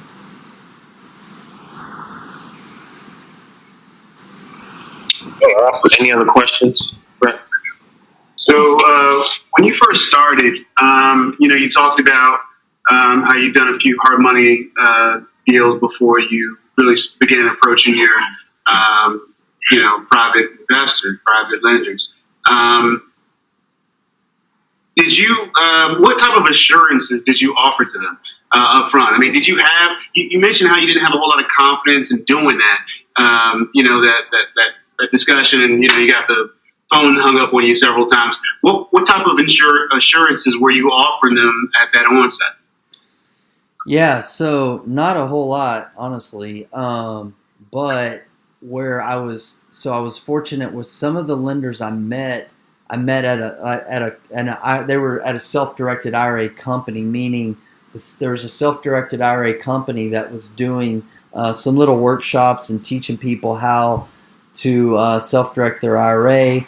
And so a couple of my very first private lenders went to a networking thing, a little 30, 45 minute workshop, how to invest your IRA in real estate. So they had a very limited base knowledge about it. I mentioned my partners when I started. Man, no, I didn't have a lot to tell them, except I did read Alan Cowgill's book. Alan Cowgill was he's still around to this day. So he wrote a book about private money. So I read that one time. That was about it. And like I said, I struggled with objections. When people had objections or said no or had questions for me, I didn't have a lot of good responses. So which meant that, I got told no a lot. And I did the best I could from where I was at. If you put me in a time machine, I was to go back into 2008 and 2009 with the knowledge and experience that I have now. Oh man, like, whoo, it would have been a different story. Like I did okay, but I look back at that time, I'm like, man, like I didn't crush it the way I could have crushed it.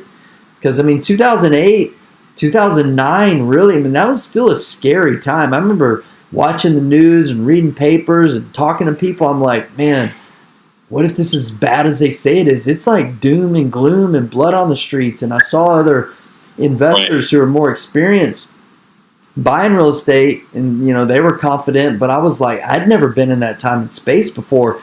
I was nervous, man. Like it was a scary time, but I did the best I could from where I was at. To answer your question, I always operated from integrity and honesty, and that means when you always operate, from honesty and integrity, it means that sometimes you're not going to get the deal. Like you're going to have to tell some people some information that means you're not going to get the deal, or you're going to have to expose some of your weaknesses, and you're going to have to expose some of your lack of experience and where you're at. And that's okay. That's just where you're at. And people, I'm telling you though, if people trust you, like like we are all born with this internal BS meter. Like people can read through your BS. Right. And they can tell when you're being honest and authentic, man. And like, I'll tell you, like some people they took a chance. Some people just took a chance with me because they trusted me and they knew little to nothing about real estate. And I don't know if you remember in the beginning, I mentioned that the law of attraction with private money, good deals and trustworthy people, bar none. The most important thing is you being a trustworthy person. One of my lenders said it one time. She came to one of my events, she heard me speak, and she's like, it's true. She's like, honestly, she's like, the deal matters. It does matter. We know the numbers. And they may say that the deal is the security. She's like, it's not true. She said, Brant is my security. The borrower is my security. Yeah, that's a huge point because I think people buy not only the deal, but they buy into you. Yeah. And you have to present yourself, as he said, with a certain level of integrity. Mm-hmm. In the beginning, experience, can be a challenge, but I think the way you overcome that is the leverage game. Again, I mean, if you partner yourself with someone that has experience, all you have to do is be the conduit. Yeah. So if you people within your network that have the funds, and he made a great point about the self-directed IRA. I'm going to touch on that in a minute. But, the point is, if you don't have the experience, you can, again, be that conduit. Just learn as much as you can, educate them to a certain level, and then introduce them to someone who is your partner. And, that doesn't have to be a lifelong partner. You can do 1 or 2 deals with that person as he started out with partners. Yeah. You establish yourself that way. I will definitely volunteer to be anybody's partner in here. If you know someone that you want to borrow from, but you may be a little timid and say, oh, well, I don't have years of experience or a certain number of deals under my belt. But if you bring them to the table, hey, we have attorneys that can put the paperwork together, and next thing you know, you're off to the races. But just to touch on his point about the self-directed IRA, and I'm not going to assume that everybody in the room knows what a self-directed IRA is. But in general, the idea is that certain people are able to set up, IRA is an acronym for individual retirement account. Mm-hmm. So rather than them, invest in a mutual fund or invest in, whatever their 401k is investing in, they take it upon themselves, and the IRS allows it for them to invest in an individual retirement account. And they have certain rules and regulations they have to follow. Like you can't invest in precious coins and that sort of thing. But the idea is real estate is one of the things you can invest in, and a lot of people have no clue that these things exist. But when you educate them and when you introduce them to self-directed IRA companies, as he said, they may have thought about getting into real estate, but they never knew how to do it. A little thing like, hey, check out this website, right? You introduce them to the website, maybe go with them to one of the functions. Yeah. And before you know it, they've opened up an account. And as he said, there's that reciprocity where, they feel a certain sense of loyalty to you because you guided them along on the right path, Yeah. But to me, that was a huge point. In my investing career, when I realized, man, there's a whole world of people, if you will, out there that you don't have to go through the bank. You don't have to fill out an application. You don't have to, beg and borrow, if you will, because these people are looking for you. They're looking for someone with the experience that knows how to invest in real estate. And they want to throw money at you. All they need to do is know that you know what you're doing, or you're in a network that knows what they're doing, right? And once you can offer that to them, they're literally knocking on your door at that point, but you have to seek them out in order to know that they're there to begin with, So, I mean, we've been here, we did over 2 hours. You guys get something out of this? So, yeah, awesome. I know we got to wrap up. So you want me to share one more nugget? Sure. Yeah, go ahead. All right. So So get ready for this one. We do have a question in the back. Yeah, Go ahead. I got like one question. Can you hear me? Yep. All right. Like, how's your conversation style when you're talking to your clients, or like certain things that you say to get the client even more towards the deal, or more so like, I know you said that one phrase. That's not the number we had in mind, but we can work with it. Like certain phrases like that. Do you have any more? So one, there's a book that I encourage y'all to read. It's called Pitch Anything. And so you're going to have to, like, honestly, you need to talk less and listen more. And all that you want to do, it's not about what you're talking about, it's what you're asking. You ask open-ended questions. And you cultivate relationships. So if you're meeting them at a Starbucks, and let's say, I don't know, it's a weekend, let's say y'all are up in Maryland, they got a Baltimore Ravens hoodie on or whatever, like, we talk about football. You know, if you see on the screensaver on their phone, you see a picture of their kids, like, talk about their kids. So I probably spend more time talking to my lenders about my family, vacations, sports, the weather, than we actually talk about real estate, right? So really, that's my response is talk less about your deal, seek to understand, ask open-ended questions, learning because you really want to understand if it's a good fit or not. Like, I'm telling you guys, like, we don't want to work with everybody. We have more investors that want to work with us than we can work with. So we really are trying to find the most ideal fit. And I know this is kind of advanced from where you're at, but I'm just telling you, like, you need an end in mind, and where you all want to get to is where you have more money than you can possibly invest, and you're really only working with the most ideal people, and these are the steps to get there. So here's the last thing I'm going to share with you guys. So this is for everybody. This is really for everybody, but especially for those of you who are like nervous, like insecure, not like lacking some confidence or experience. I'm about to make your life so much easier. Okay, this didn't even exist. I didn't even know like you could do this 10 years ago when I got started, but you can definitely do this now. All right. You can do this now, and this is gonna make your life so much easier. Okay, here's what I want you to do. So, you don't even have to meet with people in person. So, number one, if you meet somebody, I guess you have to meet somebody in person, but you may meet them at a networking event. It could be a phone call, right? Like a previous business client, associate, friend, family member, rich uncle, friend who's got a rich uncle, whatever it is. You identify a potential lender. You have some type of established relationship with that person. And here's all you need to do.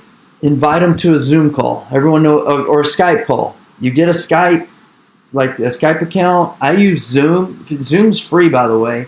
You can get a free account with Zoom. So Zoom allows you to share your screen, just like I'm doing right now with you guys, right?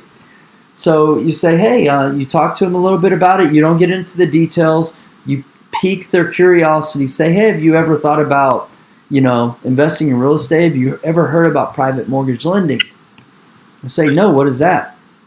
Well, say, I'd love to tell you all about it, but don't have much time. But here's what we can do. Let's schedule a time, 30 minutes, 45 minutes, where you can be behind, be by your computer with good Wi-Fi and, without distractions, and just give me 30, 45 minutes of your undistracted time.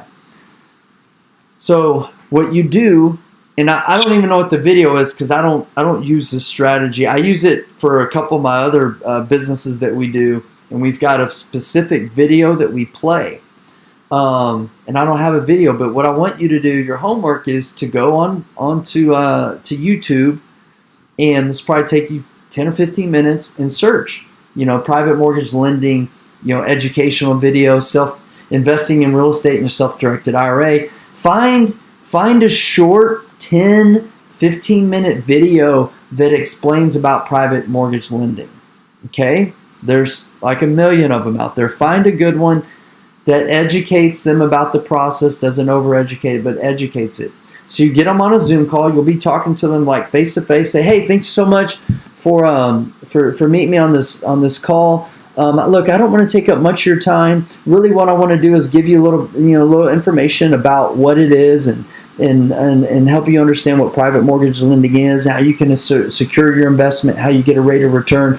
And what I've found is the best way to do that is to share this video that I'm going to show you. And so what I'm going to hit play.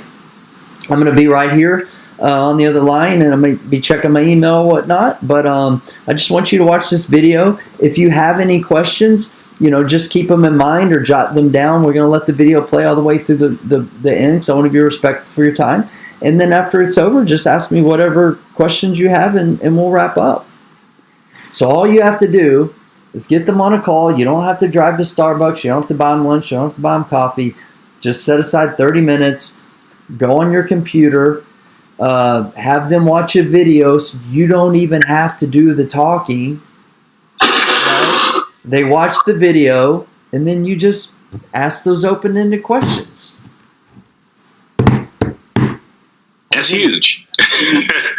Yep. As simple as that is, that's huge. Yep. Because it takes a lot of, pressure off of the person that's making the introduction. And, like you said, I mean, even if you just jot down the questions and say, okay, I'm going to get back to you with some answers, you don't have to fake the funk. You know what I mean? If you don't know the answer, you don't know the answer. You tell them, hey, I'm going to get back to you, and you find out the answer and you get back to them. But again, I think that shows commitment, and it shows, that you're in it for the long run. That you're not just, hey, I'm trying to force some information down your throat and expect you to make a decision that same day. If you get back to them a week later, it doesn't matter as long as you got back to them. Yep. And it, you just kind of go from there. Yep. But I like the fact that you picked up on that conversation piece because, and Brant, I'm not holding you up here. So if you need to get back to the family, feel free. But I definitely like the fact that you picked up on that because, and this is something that, and I've been in the business 20 years, and, it's something that I'm recently, it hits home. And of course it hit home, quite some time ago, but it hit home again just the other day where you listen to these conversations and these podcasts, and you really realize that one little line in a conversation can mean thousands of dollars. Mm-hmm. That's really what it equates to. It's not, because I'm not a scripted guy. Mm-hmm. Like, I really don't like scripts, but I like technique, and I like big idea, right? And so the big idea that you picked up on, really the core of that is just a few words. Like, you make your money almost, I don't want to say by the hour, but by the conversation. Had he jumped out there and said, oh, well, we offer 12% for the lady that said she'd be comfortable with 5%, he just lost out on several thousands of dollars, right? But because he used a little technique, he was able to save that money, wow. And it's the same when you're negotiating with houses, again, the golden rule again is whoever names their price first. And I've just seen so many examples where if you just, again, be cool and let them name their number, hey, what were you thinking, and, oftentimes just in that, you being cool and not naming your number, they come in $20,000 less than what you expected. Yeah. And then, a lot of people teach the strategy of even when they come in $20,000 below, still act like it's too high. Yeah. Because the minute you jump in, you say, oh, yeah, I'll take it. Yeah. You might get a phone call the next day or next week, and they'll say, you know what? Well, I kind of think I need a little more money. But if you sort of flinch when they came in $20,000 below, and you said, okay, well, I can't do your 50, but maybe I can do 45. Yeah. In their minds, they're still thinking they're getting away with a deal. Yeah. You see what I'm saying? But if you say, oh, I can do 50, they're thinking, man, I should have sold it to them for 75. And then now you got to deal with and wrestle with that later on down the road. No, I agree. Yeah, one of the rules is you ask for something in return. You can say, well, maybe I could do 50, but can we close in the next 5 days, or whatever. And my lender, the 5% story, not only did it save us a lot of money had we asked for 12%, but the other thing with this, guys, is if we had said 12%, she was inexperienced with this. If you go out talking to inexperienced lenders that you're paying 12 or 14%, they may not trust you. Right. Because they don't understand that that's possible. But if you're talking 5 or 6%, they're now, let's talk. Because they've heard CDs at 1.5%. 5% sounds safe. Like that sounds what is expected. So that's where you don't even understand. You may be not only saving yourself money, costing yourself lenders by throwing out some highball number. Right. Yeah. Oh yeah. Okay. Well, I enjoyed it. Yeah, that was an awesome presentation, guys. Let's give it up one more time. Thank you. Yeah, hopefully, we can get Brent to come out one day to the DC area. Hey, man. Fly out a private jet and come see us and teach us some more of his techniques. Yeah. Brent, you did a great job. Thanks, I will definitely be in contact with you. And, we'll talk more, about EXP and some of the other things that you're doing. Yeah, sounds good, brother. Appreciate you, man. Well, take care. Thank you. All right. Mm-hmm.